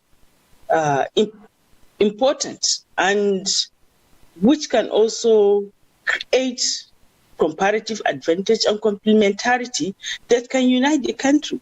Rather than focusing on importing, why can't we focus on our domestic market and expand domestic market, expand trade and investment? I know successive governments have undertaken liberalization policies, marketization policies, but we are still not there.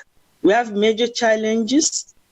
Some of these challenges now include security, not only security, but even poor infrastructure. Fintech is there, is overcoming some of these barriers, formal and informal barriers. But I think strategically, policymakers should look at expanding the domestic market, expanding trade and investment, domestic trade and investment as a strategy for creating national unity, as a strategy for nation building, not just for economic growth.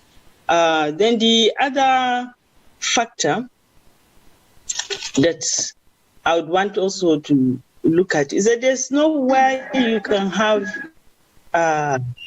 national unity. Let it be my final point. There's no way I can have national unity if you have so much corruption, very weak institutions, so much deprivation, poverty, unemployment, hopelessness of citizens, especially the young ones.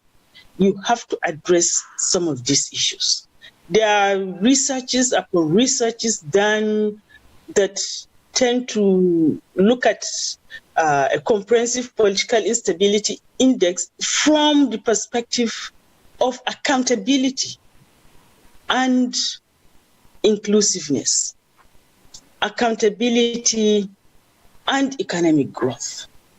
This particular, out of maybe a few thousand indicators, accountability and economic growth tend to be the highest in terms of contributing to political stability, to peace and nation building.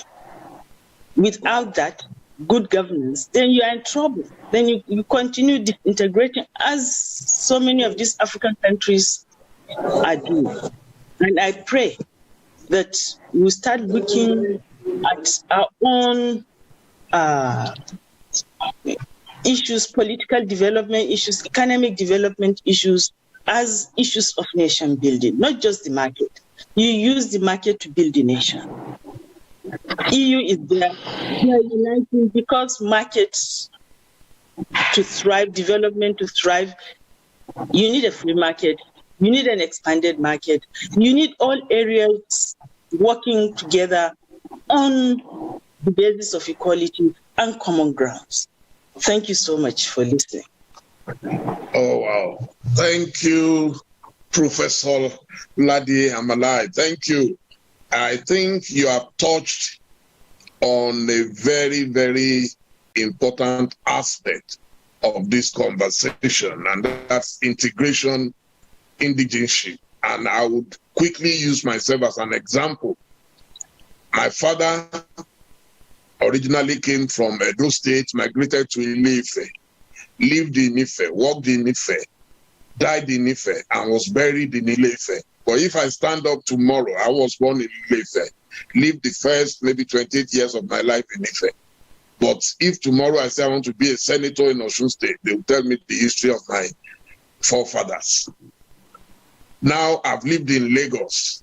I've done most things in Lagos since the age of 28. Nobody will consider me a Lagosian. whereas I fled into exile in 1995.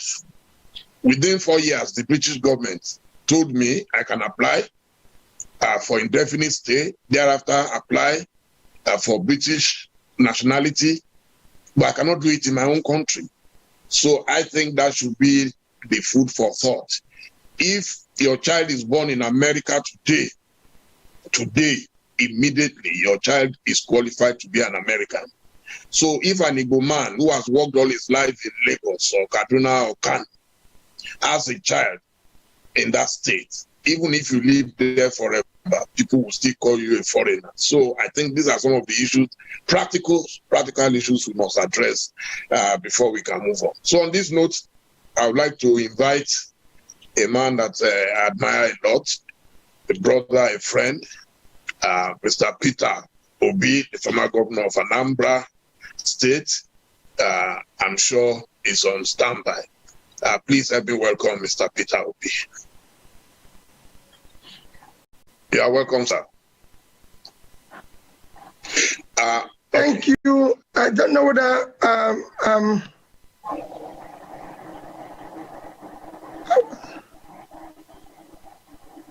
you are welcome, sir. I think, are you hearing me? Yes, we can hear you. We can hear you now. We can hear you. Okay, because I still have something here saying unmute yourself and everything. We can hear you. We can hear you, no problem. Okay, well, mine is very simple. Let me, my dear brother Dele, I think mine is to most sincerely thank the organizers for this opportunity of learning, because I've spent some few very good time learning from the time it started till now, that I wonder if I'm able to make any contribution at all. But thank you very much for this opportunity to learn. My contribution is very simple: never again. If you listen from our fathers that we hear, which I'll thank them as their son, because I listened to them tell you where they are yesterday, and you listen to my own brothers from Kuka to my sister Onyeka and Abe, you could see that when we say never again, it is, we just have to remain prayerful, because we are still traveling on the same road to the same destination. The road have gotten more bumpy, worse than it was that then when they traveled it before. So if you compare what I've heard today and what is happening today, it's like what brought Nigeria to that destination in the past have actually gotten worse today. So that road has become more bumpy. The destination is even worse, because some of the things, coincidentally, when one of the fathers, Tanko Ekasa, was talking, he talked about Emmanuel Nwobosi being part of the queue. Emmanuel Nwobosi is actually going to be buried tomorrow. I'm actually leaving this to attend his nights of tributes and everything. It's going to be buried tomorrow. And I've listened to some of them who are involved one way or the other, and you could see that all those things that made them participate in what happened are still very much with us today and getting worse. Starting from number one, incompetent leadership with total lack of capacity and character.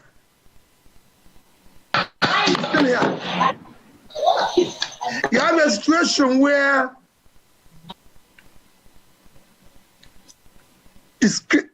issues of corruption are worse today than it was then.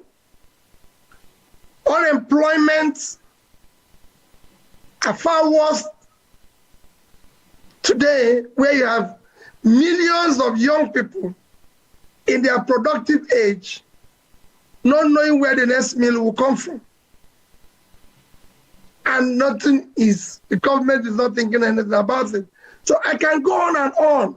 As I said, for me, it was more of a learning. So my contribution is that as we talk about never again, I will enjoy people. Listen to people like Baba Ahmed and said, we the elites have to now stop and come together and sit down on how we can pull this country out of this mess, or it will consume all of us.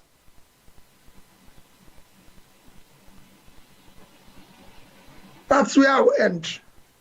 I said my own is the learning, but we cannot continue the way we are today. We have across the entire country, for local government to the highest level, what I can call incompetent leadership that don't have the capacity to solve the country's problem. They know you have discussed it, and I tell you, you don't go to a Formula One competition with a Molue driver. These vehicles are being driven by Molue drivers. The vehicle across the country. That's why you have too many accidents. So you need to have the proper people who have competence, who can do the job and everything. That's what China, India, everybody, Professor Pastor Tony has studied so many countries. He knows that the first thing they start with is competent leadership. If you don't have it, you have a problem. Thank you for inviting me. Thank you, sir. Thank you so much. We're neighbors that we don't see. You are too busy. But I'm happy to at least see you here today. I'm in my village. I'm in Onitsha. You are in Onitsha, okay. That's the only place I can live in Nigeria. No, you can't run away from Lagos. You are part of what's here. So, on this note, it would be nice for us. I've been taking some questions, and I'm sure Mazi Ezeokechu would have seen some questions or comments from people. But the one I would like to take first is the one that talks about what Chief Abiola would have described, and MK Abiola would have said it, that you don't shave a man's head in his absence. If you say never again, there are many Nigerians today, old and young, who no longer believe in Nigeria. So those of us who believe that Nigeria can still be salvaged are the ones talking and having this conversation. And someone has asked a very pertinent question, that we have someone like Mazi Inamdekanu, who is very, very influential in Southeast. He no longer talks about Nigeria. He believes that it's not feasible, it cannot exist. I noticed that I saw him online during this program. And if he's still there, I would like to ask him, one, why he has given up totally on Nigeria, which is cheaper and which is less dangerous to our well-being, to fight another war or to stay together. So I would like to provoke that discussion. If he's there, I would ask Ben to please highlight him, and then let's hear. You see, because it is true we cannot shave a man's head in his lives. Some people are already talking that no, they want to go away. My own concern is that Nigeria, is it possible for Nigeria to break up without a fight? And so do we want to kill more millions of people or what, so I leave the rest to him if he's there? Has anyone seen Mazi Inamdekanu if he's there? I know I saw him briefly.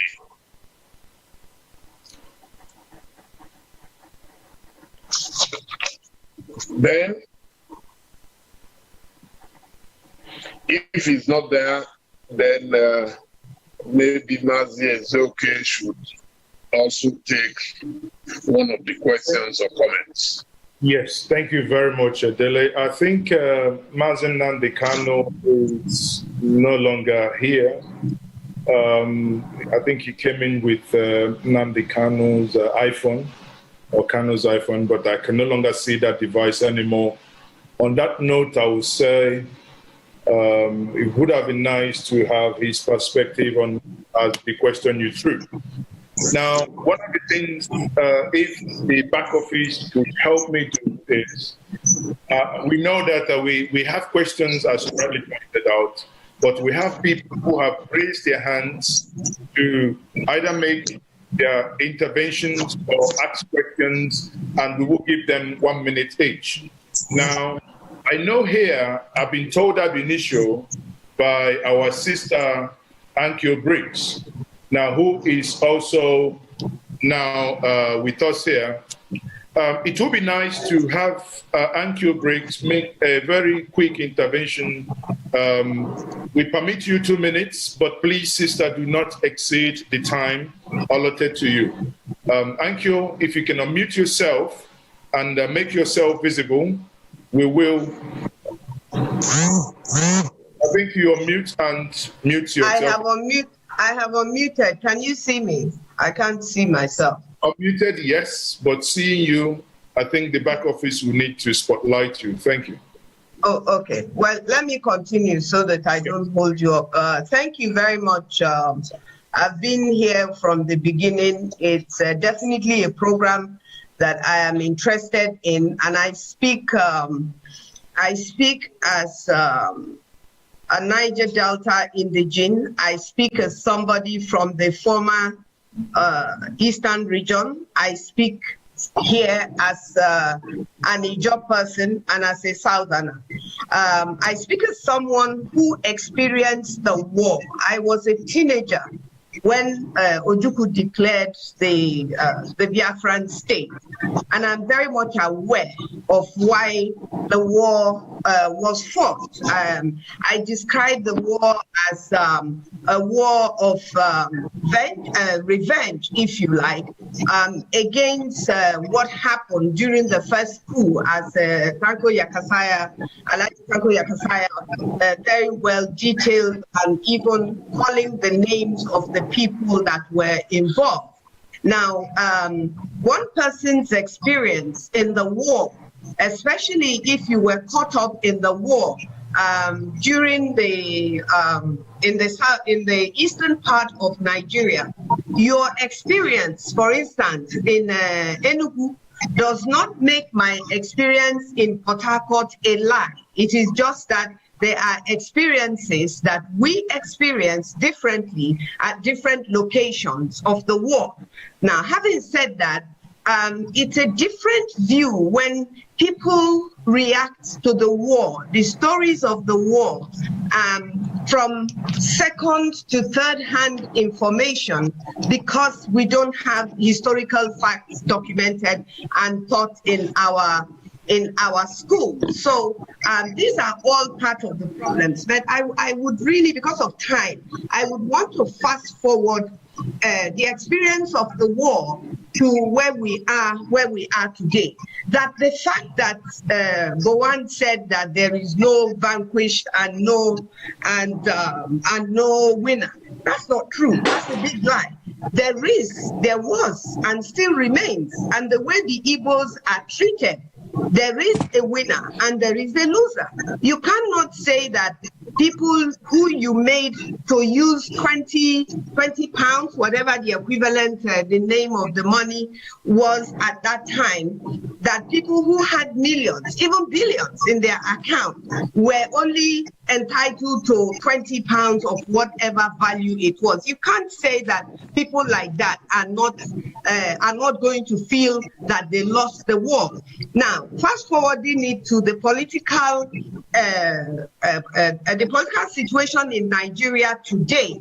The political situation is saying, and I have said this, that first of all, the North, the way the North is projecting itself it has no ideas of giving up power in 2023.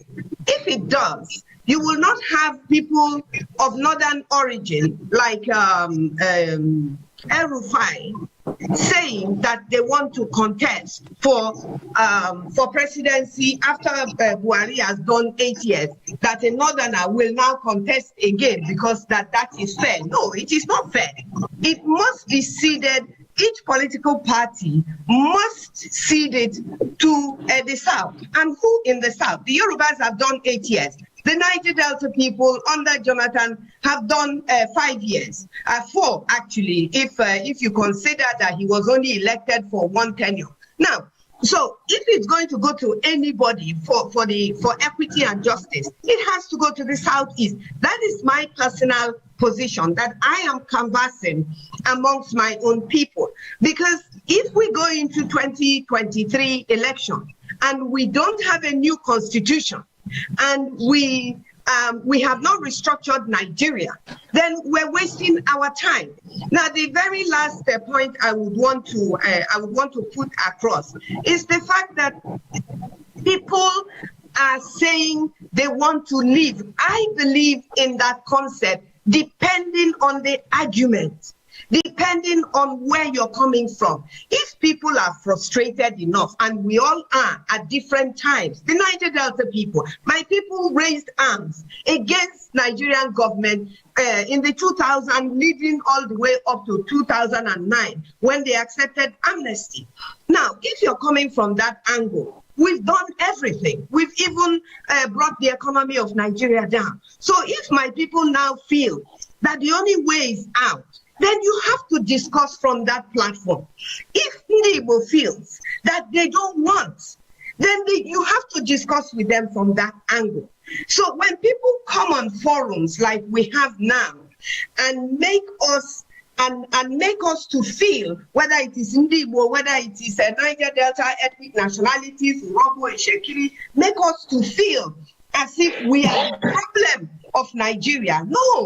No, Nigeria is actually the problem of my people, because there is great injustice. You cannot continue to sustain 36 states if you take away the oil producing states, take all their oil, share it amongst people who produce nothing, and then say that this is about one Nigeria. No, it is not about one Nigeria.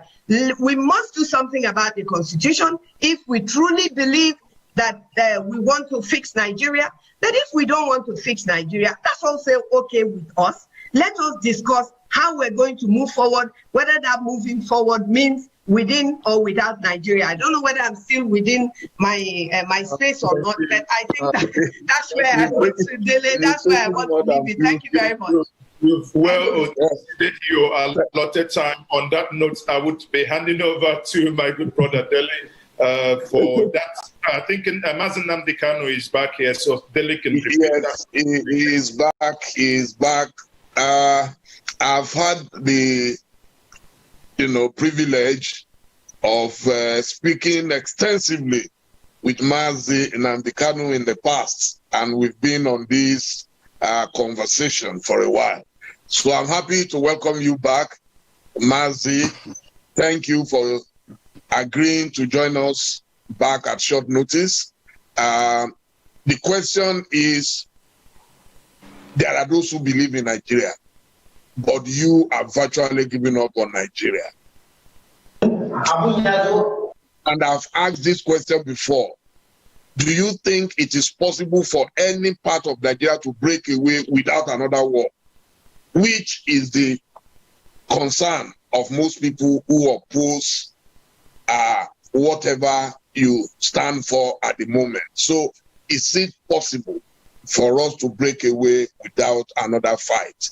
And here we are at this conference talking about never again. The meaning of never again means we should not repeat the tragedy of the past. Thank you, Mazi Nnamdi Kanu. Thank you, my dear brother Dele. Thank you very much. And also Mazi, the co-host of this very wonderful and unique forum. I want to acknowledge those that went before me, our elders, the two people that I actually have so much regard for. Paya Debanjo, and also our own father, Mbazilika Mechi, and also my regards and respect to Bishop Coker and all the rest of them that spoke.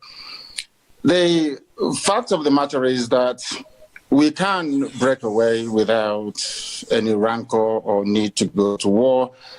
We mustn't forget that there was a country called Czechoslovakia. Today, they're the Czech Republic and Slovakia. They never fought any war.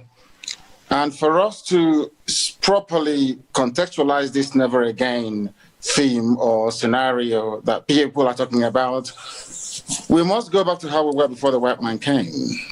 There was no war between Biafran people and the Oduduwa people before Lugard came. There was no war between Biafran people and, say, the Fulanis from the north. Everybody minded their own business until the white man came and decided otherwise. Decided otherwise in such a way that even Igbo land itself is carved up into heaven knows how many states, even some of them in the north, as we speak. My own relatives from a Jaw land that we never fought any war with decided all of a sudden that we are no longer together or should be one as a people. All of these things are the vestiges of colonialism. And I blame it squarely on the shoulders of those that call themselves the founding fathers of Nigeria. And after them, those of them that call themselves rather laughably the elites. You don't have elitism in a place where there is no running water, no good roads, no good schools. Cattle headers are busy slaughtering and massacring people everywhere. And some people have the temerity to come out on national television or on this forum to say they are the elite. Elite of what and for what? What have you accomplished? Absolutely nothing. So all this vacuous elitism makes me very, very sick. I do not subscribe to it. My main point that I want to raise is a brief response to what Tanko Yakasai said a while ago. There seems to be this blame game going on in Nigeria. And as the bishop quite rightly said, it is called, I think in his words, if I'm correct, he called it relativism. When a crime is committed by a Fulani, there isn't much hoo-ha about it. If the same crime is committed by an Igbo person or by a Biafran, there seems to be an amplification of the implications of that very crime, regardless of how minuscule or irrelevant it may be in the wider scheme of things. Why am I saying this? You're telling me that you are in a country where the Fulanis have consistently been massacring people on a daily basis. First, they called them terrorists. Then they were called insurgents, and now they're called bandits. But you and I know that in the main, these are Fulani headers killing people. Nobody has ever suggested the designation of Miyetti Allah as a terrorist group. Absolutely none. You live in this sort of, under this climate, such as an atmosphere of impunity and lies. You witness these things every blessed day. And some people will have the guts or the temerity to talk about one Nigeria. Nigeria that came into existence only 60 years ago. How about the ethnic nationalities that existed before Britain was formed? The thing that we keep missing is this. Nobody has the guts to ever interrogate or challenge the deficiencies within Nigeria. And what do I mean by that? We never actually promulgated nor suggested any constitution in the first place. There is no Nigerian constitution. In other words, the ordinary public in Nigeria has no say in how they are governed. How then do you expect that country to move forward? How do you expect healing and reconciliation? How is that possible? You and I know it's never ever going to be possible. Yakasai and modern commentators keep harping about the 1966 coup. It was an Igbo coup, which of course is a lie. I would recommend that Elder Tanko Yakasai go back and read Ademoyega's Why We Struck. One of the people that he mentioned, he wrote a book, Why We Struck. In that very book, it was made explicitly clear that what happened in 1966 was a revolution. And I make bold to say this, without casting any aspersions or degrading anybody, only the South can carry out a revolution. Only the South. Because of how the North is structured. Their mindset, the way they reason, their value system cannot allow them to rise above what I call very primordial religious sentiments to carry out a revolution or a coup against their leaders. What happened in 1966 was a revolution, and in a revolution, there are bound to be casualties. What Yakasai was alluding to is the fact that no Igbo high-ranking politician nor army officer was killed in the coup. But the fact of the matter is this. Under Michael Okpara, we had the fastest growing economy in the whole of Africa, if not the whole of the world, 40% every blessed year. How can you kill such a person? The Savannah of Sokoto, Sir Ahmadu Bello went to Sandhurst in London to go and give a speech in England. In that very speech, when he came into the hall, he segregated all the cadets, all the people, actually, the so-called Nigerians at Sandhurst studying to become military officers. He said he wanted to address only the North. Only the North. Go through they talk about history all the time. But these same elites are the same people that connived and conspired to deny us history in our schools because they understand the implications. That was what actually led the likes of Nzoku to say that this type of people should not be at the helm of affairs in Nigeria. I give it to them in the North. The North was growing very well. So Ahmadu Bello knew what he was doing. The Tafawa Balewa knew what he was doing. They all loved their people, and they were developing at a very good pace, or should I say rate. But the fact of the matter is that there is nothing called one Nigeria. The sooner we rise up and face this reality, better for us, or else our children and our children will be having these discussions in years to come. And that is not the way to go. In Russia, there was a revolution by the Bolsheviks. In France, there was a revolution. In England, there was a revolution. Cromwell cut off the head of King Charles I. Today, you don't hear the royal family saying, oh, people from Cumbria, where Oliver Cromwell comes from, should be denied access to good education because they rose up against the crown. In America, there was a revolution. In every revolution, people are bound to die. There's something happened in NSAS. During the NSAS protest, these same people introduced tribe and religion into it, and falsely claimed that those burning down properties out of anger and rage because of the killings at toll gates in Lagos are all Igbo people. The same people talking about one Nigeria to make Nigeria better. How is that possible? When people cannot be honest with themselves. All of us participating today, we all know that the Constitution is flawed. We know that the 1979 Constitution, in fact, from 79 to 99, they are all flawed documents. You and I know that. Because it's the turn of your village. You want to rotate presidency, you want to start eating as other people, you want to start buying houses in Dubai, in the UK, and in America. You say, oh no, not in my turn. That is what they're doing. Once you're elected as a senator, as a governor, or whoever you are, you will say to yourself, not in my turn. Let me make that money that others have made before proceeding. You stay in a country, you are in a country where Omar Diko is the most corrupt individual out of Africa. He's a Fulani man. The families are now enjoying the loot, the money he stole. There was a man called Ibrahim Taher, if you have forgotten. This man burnt Nitel down at Marina after stealing all the money. And we are here pretending that somehow things can be better. It can never, ever be better. There is something called a referendum or a place beside.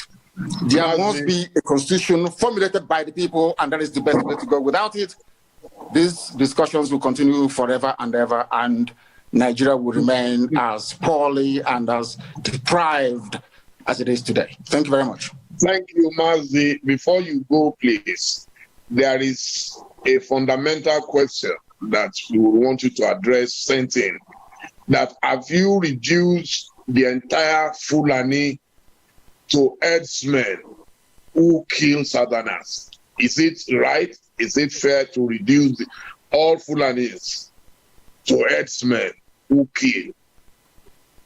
I am trying to pay them back in their own coin. Ojukwu went to Aburi to negotiate for the same restructuring we are talking about today, going back to the regions. Every Igbo man in the north, every Biafran in the north, and to an extent some Yorubas as well, we are tagged rebels, slaughtered and massacred in the north. What are the Fulani leaders doing about this spate of insecurity and terrorism in Nigeria? Only the Fulani are responsible for ISIS in West Africa, for Boko Haram, for Ansaru, for all the so-called Fulani headsmen, sorry, the bandits that you have in the north. You have Fulani governors paying Fulani people to come to Nigeria to kill. A Fulani governor, I think the one from Bauchi, openly said, we want to relocate all the Fulanis in the Sahel back into Nigeria. And we're here talking about one Nigeria as if we don't have any brain. Do they think we are stupid? We cannot reason very well? We know what the end game is. The more they mouth unity, it is to allow you, to lure you into a false sense of security, so that the Fulanis across the Sahel can come in to settle. Are you not aware of the speeches that the Kaduna State governor made at the height of the slaughter of innocent people in southern Kaduna? What did anybody do about it? Absolutely nothing. You did nothing.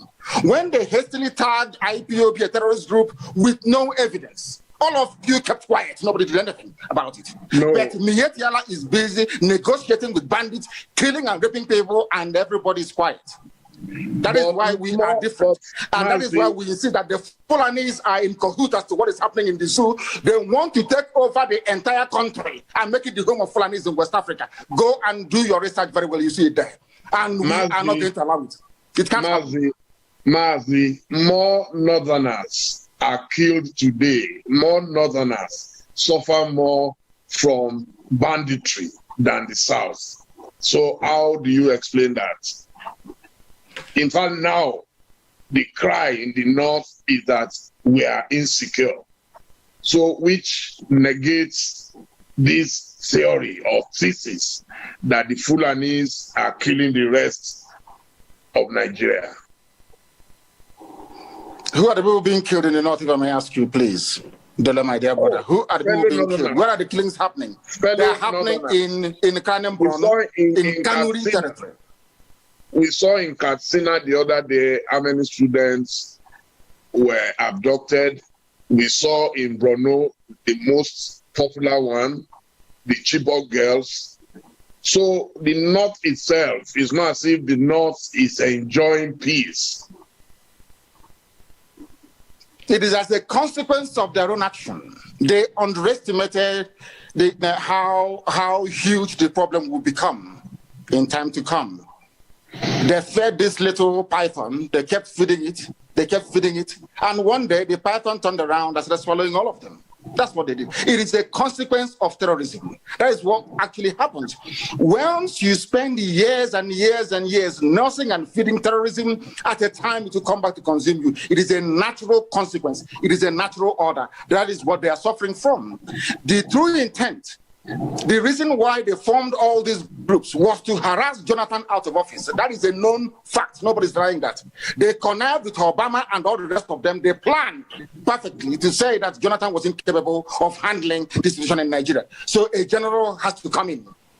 Tinubu, on his part, promoted that very false narrative. Only a general can save them, because they were impervious to all the indices that leads to and sustains terrorism.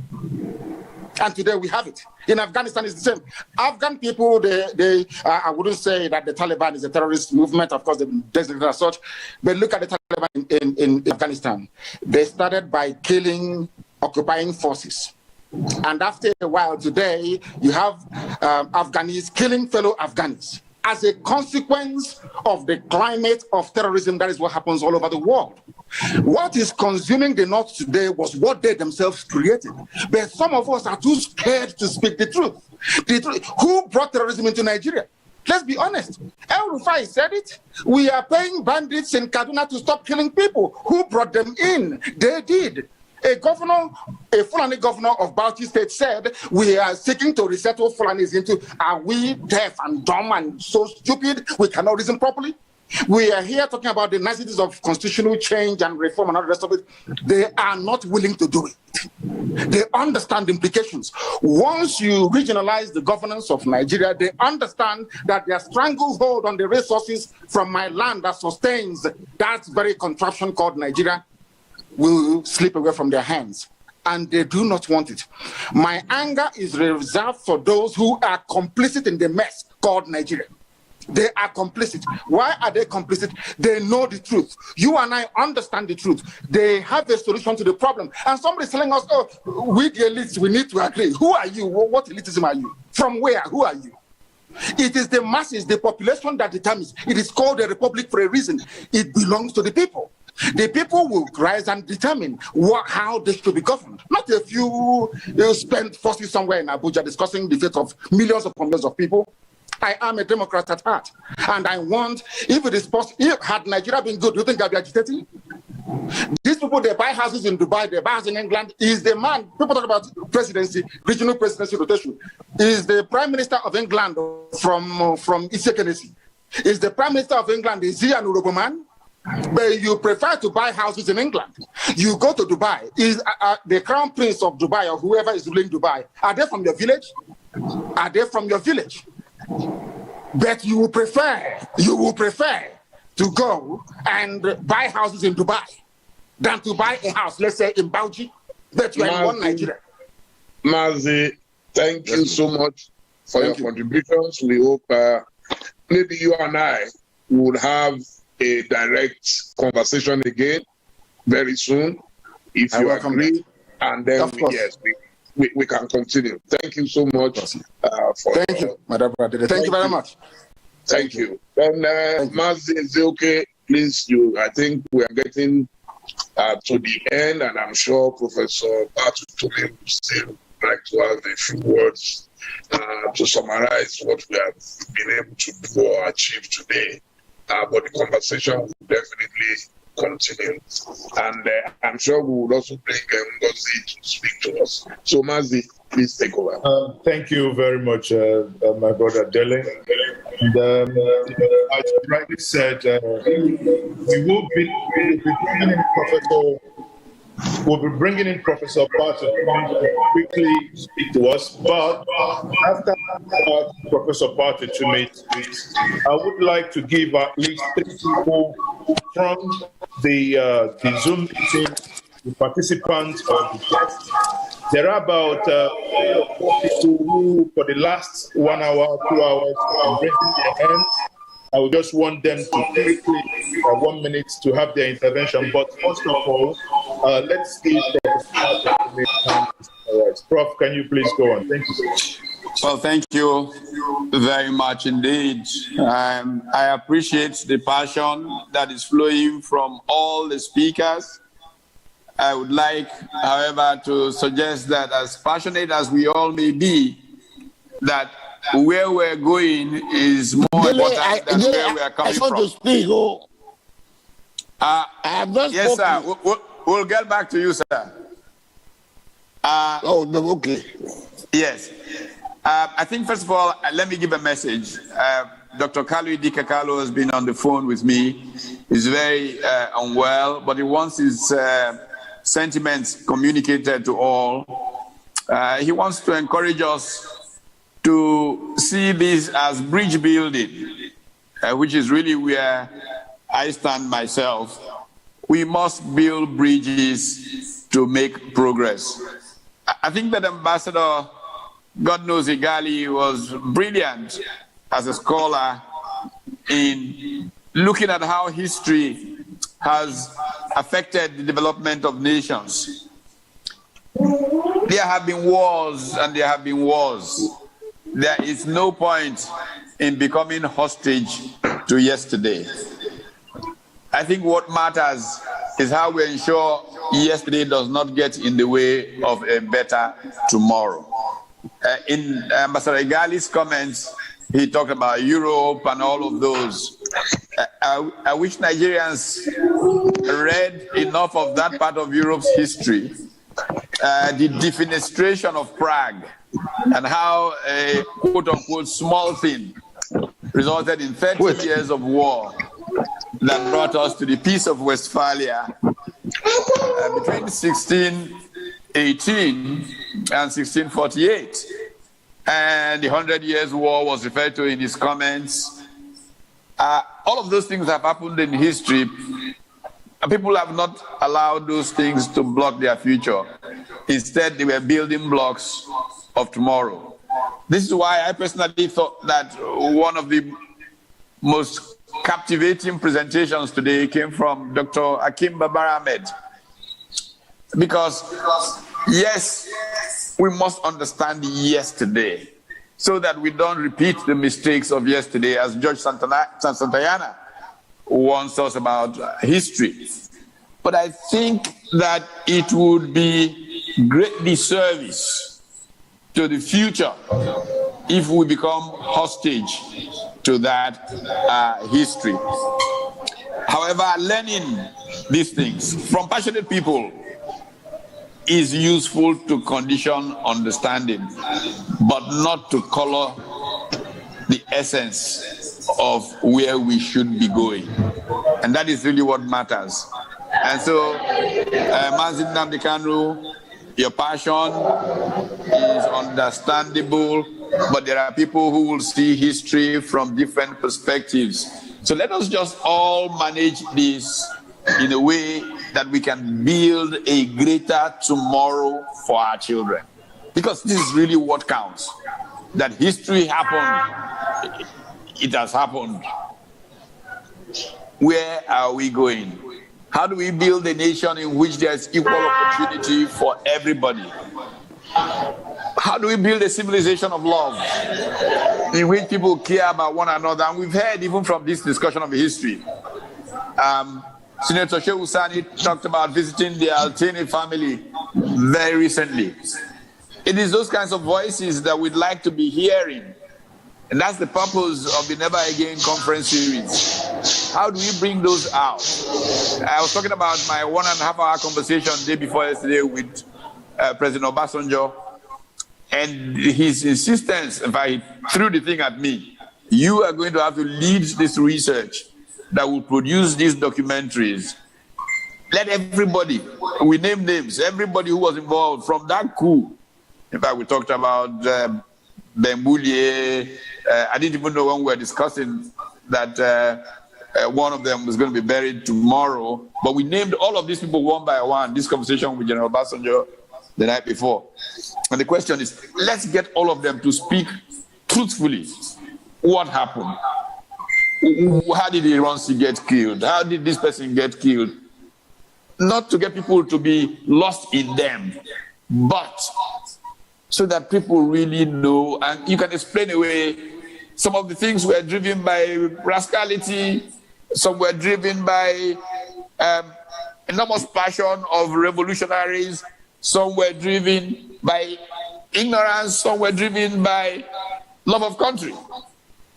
The point is that our country needs to make progress. We have fallen behind.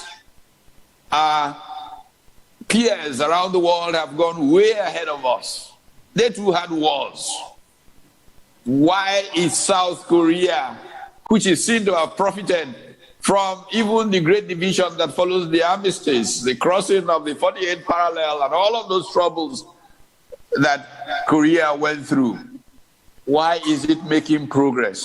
Why is Nigeria the poverty capital of the world when that war gave us technology that we could have built on, and commercial enterprise will grow out of military, which is what happened in every war. I mean, the gains of military science is often what leads to the advance in commercial technology after wars. So I think maybe, in fact, I would like to see Senator Shehu Sani come back. I see that Pai Manja wants to say a quick word. I'd like to see Senator Shehu Sani perhaps even come back and share some experience with the Altinis. And when we started this conversation, what I suggested to some of my co-travelers is that we should do a video of trains coupling together. The metaphor that I used, I mean, I lived for some time in Boston, and I used to commute to New York and Washington by rail from Washington. And if you drive, you go down somewhere in, I think it's Connecticut, back in the 90s. I don't know if it's still that way. I don't know if it has to do with the gauge or whatever. The train that comes from Boston stops there, and there is a recoupling. The engines that have driven you have to go off, another set of engines come back. And I had asked for a video to be made for this meeting of trains being coupled. And the point was to show how can we recouple Nigeria after BRICS, such that we have a true handshake across this federation. People working with people to build a better tomorrow for all of their children. This is really what this conversation is about. And we will profit from getting more of that out of this engagement. Thank you, Mazi. Mazi, okay. Thank you very much, Professor Patu Tomide. You've basically put it in a very, straightforward way. Now, there is something that I want us to quickly explore here. I do not know if we still have Senator Shehu Sani or the Alhaji Hakeem Ahmed. If any of them is here, I would quickly want them to, look into a submission that was previously made, which is very clearly that if Nigeria was working, those agitating to get out of Nigeria wouldn't be doing so. Now, I think it will help us to come back here and look at it. The question again, is Nigeria working? Is it that the inability of the Nigerian system to work is what is pushing people into agitation? In the time of 1966, that this coup happened, was Nigeria working?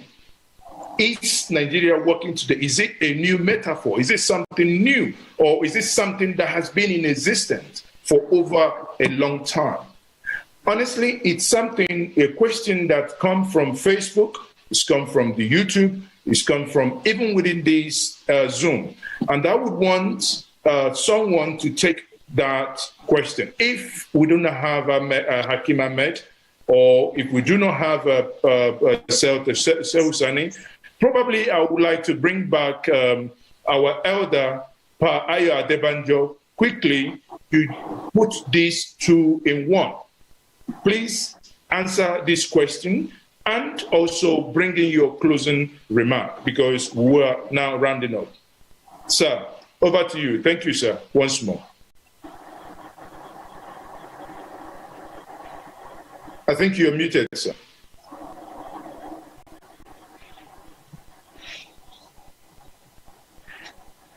Hello?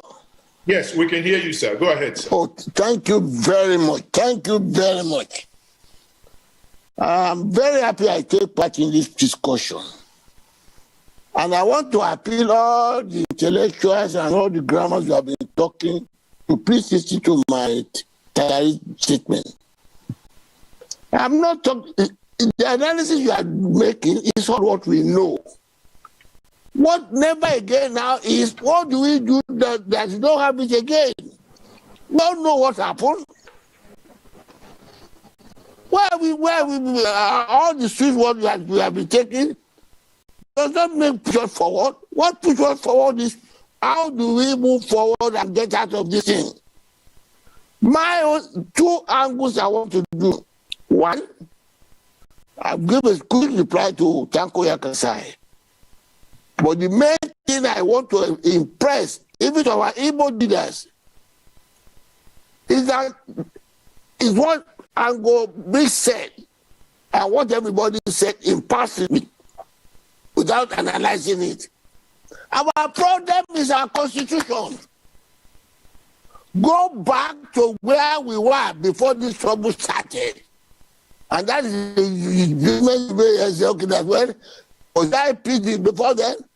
In the first republic, before the coup, we quarreled ourselves, but we shoot ourselves in the words of mouth. We judge. Why all the bluff of the North, so to say, which they don't want to meet, which is evident in Tanko Yakasai says that now that they are in control, they want to meet the control. I won't give them the control now. It's the amended constitution that gives all the power to the president. That makes our president the most powerful president in the whole world today. That is why it's hesitant. That is why the average northerner, not the few ones like Sonny and others, the people who are really enjoying the benefit of the lopsided constitution, the fraudulent constitution we are having. It was the late Dr. Williams said our constitution is a fraudulent document. And many your contributors and the contributors have said in this statement. Why? You say we the people. Did we make the constitution? The people of Federal Republic, are we federal? This is the problem. And here again, I want to answer General Bomodu's question to Kanu. That is this Fulani that are killing people and now killing people? It is the Fulani, and I give you an answer. Fulani is the head man of here. When Otto said, these men who are killing me, I know them. This is their name. They have Mesiala, these are Fulani. What did your Buhari say? He said, go and make friends with them. You are all in the country. So when they kind of said that it is Fulani, it is not the Fulani of Sonny, it is not the Fulani of Colonel Umar, it is not the Fulani of the exceptional Fulani. It is the Fulani of Buhari intellectual, of Buhari thinking that we are talking about. And you are talking of want to move forward. And Tagoyat, as I say, we are now living in peace. Why? Because the whole president of the custom is dominated by Katsina and the North. The whole president of the army by the North. The whole president of the police by the North. And you say we are living in peace. It's an enforced peace because no choice. And I want to say this. It doesn't support violence. I am one with Kanu. Why? I don't want this country to break. And as I've said before, I have contributed to the unity of this country before Buhari was born.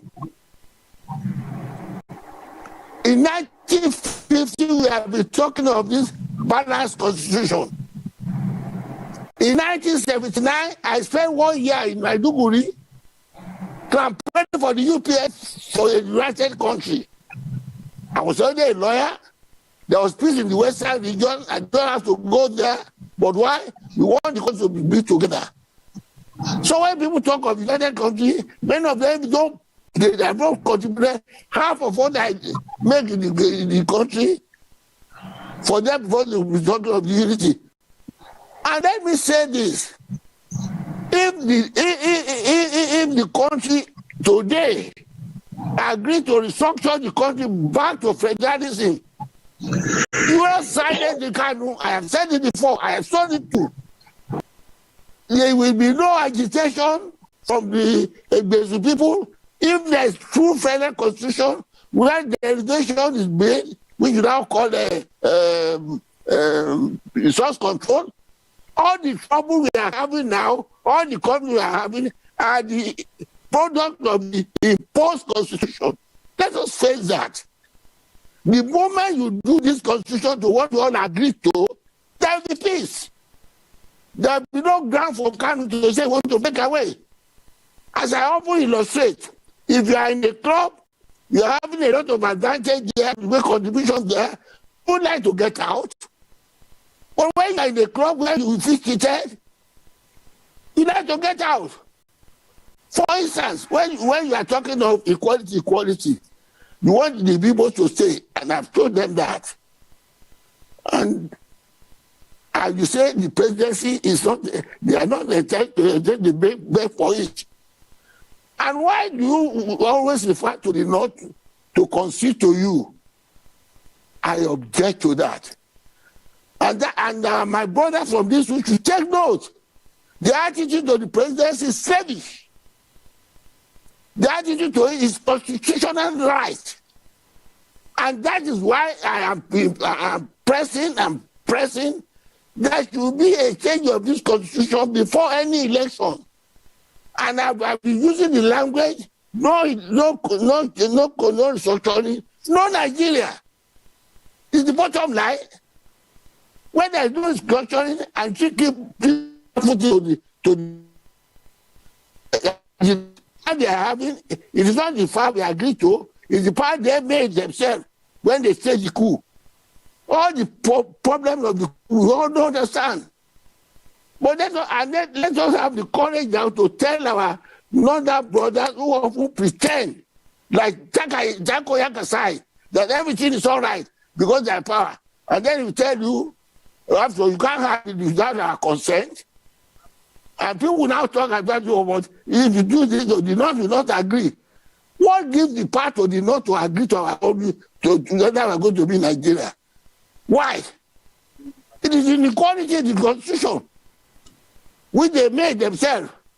So my own appeal, with all the grammar you are talking, and I've told.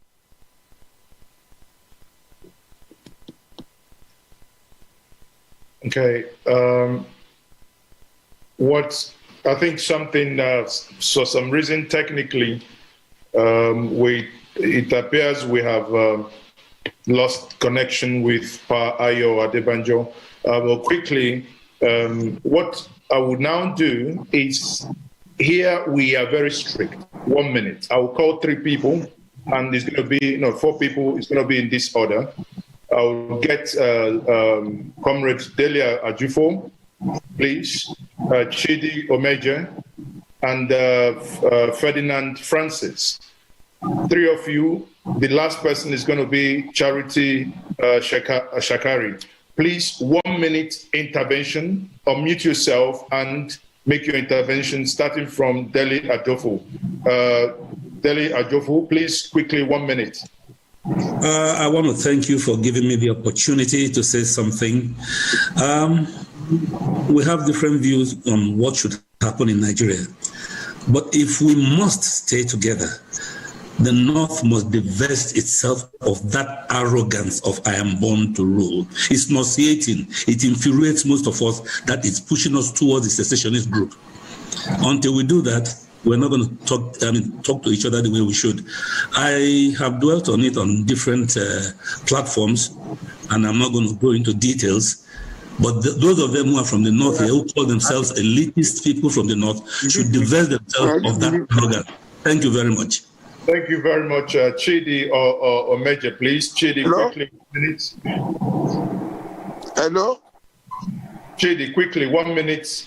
Chidi or Major. Hello? Chidi, please. Good afternoon. Can you hear me? Yes, we can hear you. 1 minute, please. Right. So, okay, now I'd like to direct my questions to our elder statesmen from the North and, of course, in the Southwest. Now, if we agree that the greatest problem we have... Hello? Can you hear me, sir? That's an interruption, sir. Yes, go ahead. Sorry, hold on. Adebanjo, please hold on. We will come back to you. You went off, so we've continued. We'll come back to you, Adebanjo, please. Chidi, go ahead.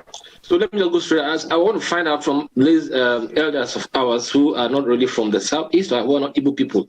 Would they agree with us that the first step towards reintegrating us, the Igbos, fully into the system is by supporting us to produce, to have what we call presidency of the Southeast Extraction come 2023? Wouldn't that be the first step? Thank you. Okay, thank you very much, Chidi Omeje, on that. Ferdinand Francis, please. Go ahead and speak. 1 minute. Ferdinand, please. Can you hear me? Yes, go ahead. Yeah, thank you very much for giving me this opportunity. Please, I'm sorry for the noise because I'm on the road. I just have a few questions to ask the elite. First of all, I want to ask just a simple question of where is the chief of staff? Because I learned that in Nigeria, there's hospital, right? And now this so-called elite, they fly to countries to get a treatment. What about my mother in the village who don't have the money to fly to countries for treatment? What plan did they have? And now I come from East. When I'm speaking for admission to read a law, they will ask me I have to score almost 300 marks before I can get to university. While in the North, they give them little mark. How we won? How can it work? When a bishop make an utterance that the government is not good, you find a Fulani man telling the bishop to leave the Sokoto except he apologized. How we won? Thank you very much. All we need now is just for referendum. Please, you've exceeded 1 minute. Thank you very much. I would be getting back to.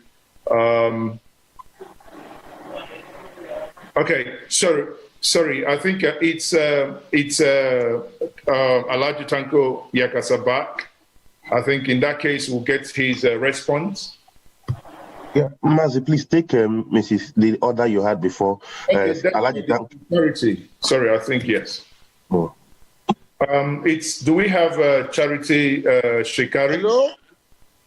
Pa Adebanjo, we will bring you back. Sorry. Just hold. Not finished, please. Pa Adebanjo. I have not wound up, please. Okay.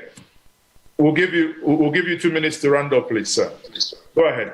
As I was saying, the emphasis I want to make is that all the grammar we are talking, we should put all our emphasis for the change of the constitution now. That is the solution to all of that are talking about development, about the digitalization, about this and that. And we must know that until this constitution is changed, all the whole of the South, we are under slavery. And the North must not be showing the idea that unless they agree, we cannot change it. And we must be bold enough to tell them that it is a pretense for them to say they don't understand what the structure is. People like Tanko Yakasai now say they don't understand what the structure is. Hello? If he doesn't understand it, what we are saying is go back to the constitution we had at independence. It's simple that.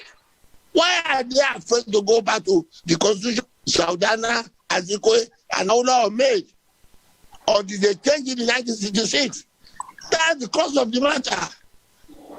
And let's solve this idea of when you go to the South, you don't go anywhere. It is go to this constitutionally. And let the Easterners themselves stop begging for it. What they should fight for now is to change this constitution before talking about where the presidency would go. It is this God bless you. The power, the pretense to show that they can dictate where it will go. And that is the zoning is not the constitution. Not yes. Let us now make a constitution that will make every part of the federal unit a right to the presidency, constitutionally, not out of suffrage. Thank you. Thank you very much. Thank you very much. I would have wished that anyway, you've actually partly answered the question that Chido Meji asked. But I think I will bring back Charity. Charity, quickly, Charity Shakari, please. Can you quickly unmute yourself? Okay. Yeah. Good day, everyone. When you are on the table of talking about never again, I think never again is about never again. And then when we are discussing about never again, then people like Kanu come, people like Onyeka come to say they want to go. Who is going to peg you to stop going where you're going to go? For crying out loud, we are all having issues in this country, and we have come here to say never again. So no one has the monopoly of anger, of wanting to leave. Every one of us has 1 or 2 or 3 or more issues that we are talking about. Please, come on. Let's come off this thing of Igbos constantly threatening the whole country. They are going to go. They are going to go. When you have a child who is always telling you he wants to go, there is a day he will go and may come back like the prodigal son. Secondly, if we are here talking about never again, why do the Igbos always talk about the North? The North. Must they revert to the North? Is the North their ruler or their controller? Please, let's go and reassess how we are going to stay together properly and stop this victim mentality.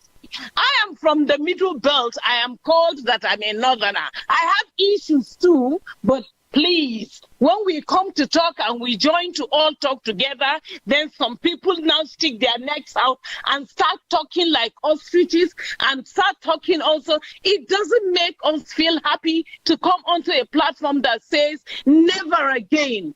Please, I am stating this again. When we all come here to talk, we are trying to look for a solution, and everyone should come to look for a solution for a never again, but not to come here and start threatening everyone. Nobody loves the Igbos, nobody likes this, nobody wants them, so they are going to go. If you go, what's going to happen? Will heavens fall down? Nothing will happen if you go. I thought we were here to find out how we will move on. Thank you very much. I don't know if I can come in very briefly now. I think a platform such as this is not just about agreeing, it's about disagreeing to agree. So that's there why are people, yes. Madam, don't worry. I believe this has been a very, very good conversation, because if we all come and we all say all the nice things to ourselves and go away, then we haven't achieved anything. So don't worry. Yes, you know what I'm talking about. Everybody would have their say if they have their way. So there is nothing to worry about, madam. Thank you so much for your response. You are now as angry as everyone else. So it's the same thing at the end of the day. So, thank you so much for that conversation. Is it okay? You can take over this. I think it's quite funny. It's the question I posed before. She somehow answered the question. She's kind of told us now, which some of my friends from the Middle Belt have been telling me. But she said it. I have a question. Hold on. So she said. Let's take Alaji Tanko Yakasai, please. Hello. Alaji, yes. Alaji, you can please. I have a question. Thank you. Can you hear me? I have a question. Can you hear me? We can hear you. We can hear you, sir. Alaji. Thank you very much. Can I talk? Please, sir. Please go on, sir. Yes. Well, I would like to start by thanking the organizers of this conference.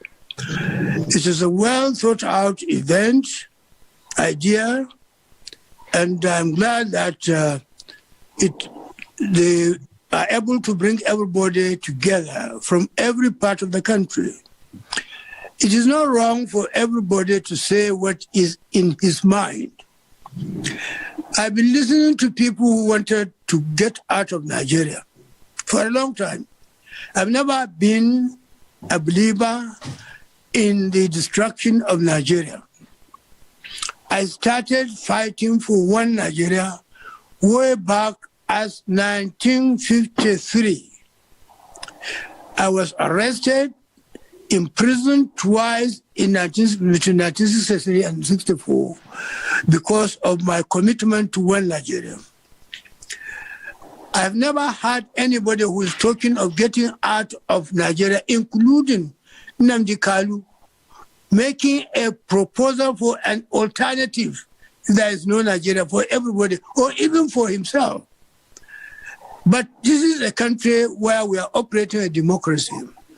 Everybody should be free to say whatever he is. This is a democracy in which the views of the majority always prevail.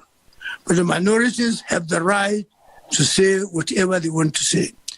I think on your behalf, I will thank everybody who honored this invitation. And I will appeal that to Nigerians, that whenever a meeting like this is invited or is organized, when you are invited, please make time to attend and also make time to contribute, because it is our collective contribution that will make the aggregate of the idea that we want to sell to the country. It is a beautiful thing, and I pray that it will not be long before we'll get another invitation to gather again and discuss Nigeria. But I would like to say something. When people are angry, that's why in Islam, you are not allowed to sack your wife when you are hungry. When you are angry, you dismiss your wife. That dismissal is invalid, because anybody who speaks out of anger is not in control of himself. Let us speak as mature people. There will be various ideas. I am glad that this country, I know I'm a northerner, but we are the most unlucky people in this country. Most people blame us for any of their problems in this country. But we are the poorest in the country. I was reading recently the number of millionaires in Nigeria, billionaires, not millionaires, in Nigeria. Out of 10, 8 were from the south. Only 2 are from the north. Aliko Dangote and Abdusalam Isiaq Rabiu. But we held power more than any ethnic group in terms of time. The fact that we held power longer than anybody, and yet we became the poorest, shows that we are not selfish. So I thank you very much for the opportunity, and I congratulate everybody for this wonderful event. Thank you very much. Thank you very much. Thank you, sir. Thank you. Dele, I think we are rounding up now. Quickly, if we can take one more person before we bring in Ngozi Odumoko to give us a closing remark. Ngozi Odumoko, for those who do not know, is the brain behind this, or rather, the head of Ntuko Komuna. Zana Mohammed, if you could, yes, so you should take a please. Jamila Zana Mohammed. Yes. You're breaking, Mazi. Can you mention the name again so that he or she can hear and take her question, please? It's Zamila Zana Mohammed. I've just asked he or she to unmute, please. It's me. Jamila is it. Hello? Hello? Hello? Go ahead, we can hear you. Hello. Yeah, good day, everyone. I'm just a passionate Nigerian here. I love Nigeria. I love Nigerians. And I want to say Nigeria is a great nation. It's Nigerian and others. If only we understand and know how blessed we are, we should be thinking of making love, peace, and unity. Life is unpredictable. Life is still short. And some of us that I'm a Wazobia, I was born in Kaduna. I'm married to a northerner. So I speak Yoruba, I speak Hausa, I speak Igbo, and all that. So what I'm just saying in a nutshell, we need a new constitution. We have to think positive. We should stop holding grudges. We hold grudges, we're not going to move ahead. Trust me, if we come together as one nation, we come together under one umbrella, one voice, it's going to be Nigeria and others. Please, Mazi, if you can hear me, sweetheart, I think we should come together as one, no Biafra. We should just think peace. So I just urge us to just, move ahead by maybe a new constitution, and it has to be implemented. It has to be, we have to follow the constitution. Like I live here in UK. What makes here work? Because of the law. is a country that follows the law. They are not better off than Nigeria. So my heart bleeds. I've traveled, and when I see what happens, and I just feel, oh God, open the eyes of those people blind. So importantly, I want us to leave this forum. Let's think and what is going to be the next step. Nigerians, you are great, you are intelligent, you are lovely. Nothing absolutely is one blood, one Nigeria. Thank you.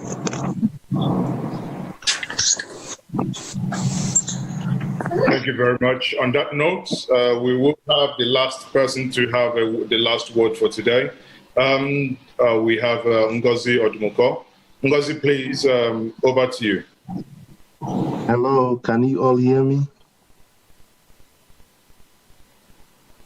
Can you hear me, Mazi? Please let me know if you can hear me. Yes, we can hear you, Ngozi. Yeah, we can hear you. Okay, thank you very much. First, I want to start by thanking Nzuko Umunna.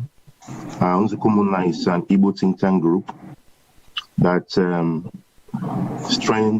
parades itself as a bridge builder that believes in building bridges. We organized and championed Handshake Across the Niger that brought about the shared values and relationship between the Igbos and Yoruba. We also organized Handshake Across Nigeria that also brought together the northern Nigeria and the southern Nigeria to engage. And now, Nzukumuna started this project of Never Again, which its first project was done in 2020, 50 years after the Civil War. And we had champions, leaders from across Nigeria coming to engage, including Professor Wole Soyinka, and leaders up north, Senator Shehu Sani, and Alhaji Ahmed Judah, and Payo Adebanjo, and also great leaders from South, Chief Edwin Clark, and the Middle Belt, Dr. Bogu Beatrice, and all of them. Now, this brought us to 51 years. The idea for Nzukumuna is to institutionalize this project. And we thank God for the capacity of Ovation International, the CEO, Chief Dele Momodu, who is a great influential champion as it regards to social media and every kind of media outfit in Nigeria. And also Mazi Izoke, the CEO of Njenje Media. Dear Nigerians, dear Onyibo, dear Amon Yoruba, dear our people in the north, the Fulanis, the Hausas, the Biroms, the Idomas, the Igalas, the Ijos, the Shekiris, we think that there cannot be any meaningful progress without engagement. We are happy that on this platform today, people are venting, people are saying it as is. Sometimes it is good to allow people to say things the way they want to say them. It is in that healing comes. Many people were not born before the Civil War or did not see it, especially the post-EndSARS children. Most people participated in the EndSARS did not see the Civil War. And in that sense, people are asking that what happened in the Civil War, do we want it to happen again? And if it must not happen again, how do we make a new arrangement? And I must thank so much when we reached out to Alhaji Tanko Yakasai, who accepted to make it to this project, Dr. Hakim Baba Ahmed, Senator Shehu Sani, Alhaji Ahmed Judah, Her Excellency Charity Shekari, Professor Ladi Hamalai, Professor Patu Tomi, Pa Ayo Adebanjo, His Excellency President Olusegun Obasanjo, ex-president, also all the great leaders, those I may not have remembered to mention. Moving forward, this is the action plan. The committee planning this, being chaired by Professor Patu Tomi, believes that we must continue to have this strategic engagement. Post this, what we're going to do, Behind the scene, we've agreed that there will be a committee of all these champions across the valley for us to sustain this conversation. It is good for people to talk. Let us display our anger. It is in that display that there is healing. The idea for Nzukumuno never again is that we don't want no more war. The Igbos are peace-loving people. The Yorubas are peace-loving people. The Middle Belt, the Northerners, we all want, we share something in common, our humanity. We want to thank also our brother Mazi Nnamdi Kanu, who also made it to this platform and say things the way he sees them. In all of this, there is need for a roundtable conversation. There is no harm in Mazi Nnamdi Kanu sitting on the table, President Buhari sitting, governor sitting, leaders sitting of ethnic nationalities, the leader of the Igbo nation, Ohaneze president, sitting, and we all converse and say, how do we move forward? Let there be healing. Let there be peace. Let there be no more war. Even if people want to talk about, if you believe in restructuring, whatever you believe in, regional government, let us have a conversation. There is no need for any war. There is no need for any fight. God created us as one. First, we are humans before we became Christians, Muslim, Yoruba, Ijo, Idoma. We are all humans first. So please let us celebrate our humanity. Let us appreciate the fact that we must be alive to become an independent nation or a collective nation. However, there is need to have this conversation. We cannot run away from the conversation. Let us have it and have it in a peaceful and lawful environment. God bless you all. We love you all. Let there be peace in the land. Thank you, and God bless you.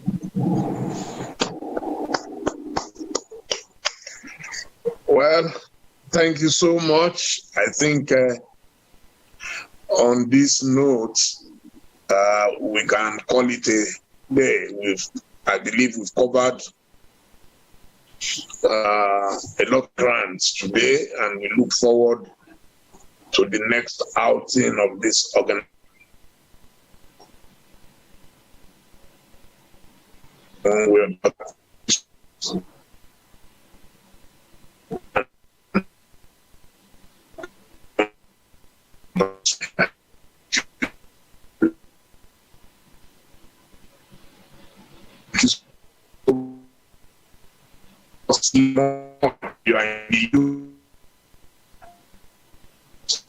Nice. Thank you so much. And then to engage the media and their crew from Ovation Television.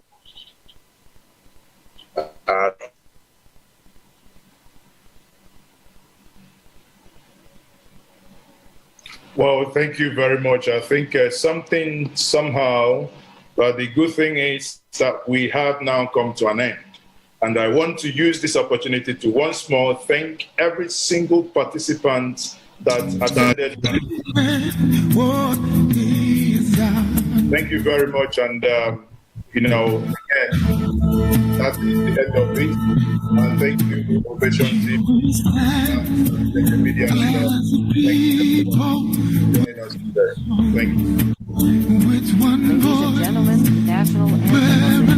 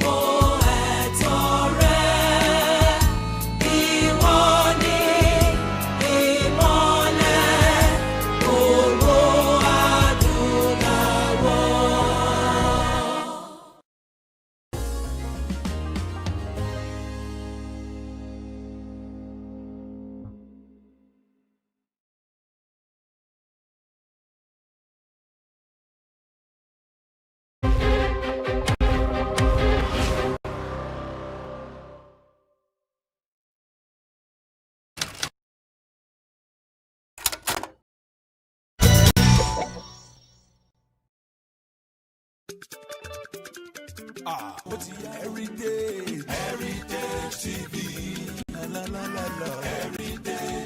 Everybody in London, have you heard that Heritage Television has come up with something new?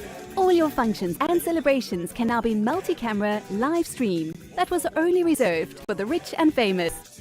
Having a function in London can be viewed clean and clear immediately from any part of the world. Trust Heritage TV to give you a better reach. Heritage Television also does photography that will make you the envy of all your friends and family. Heritage Television is the best. All your functions like birthdays, funerals, weddings, church anniversaries or harvest. Heritage Television is the master. We are in the heart of London with an ultra-modern equipped studio. You can call us on 020-800-46100 or email us info@heritagetv.co.uk or mobile 0734 1234 560. Heritage Television will do you proud.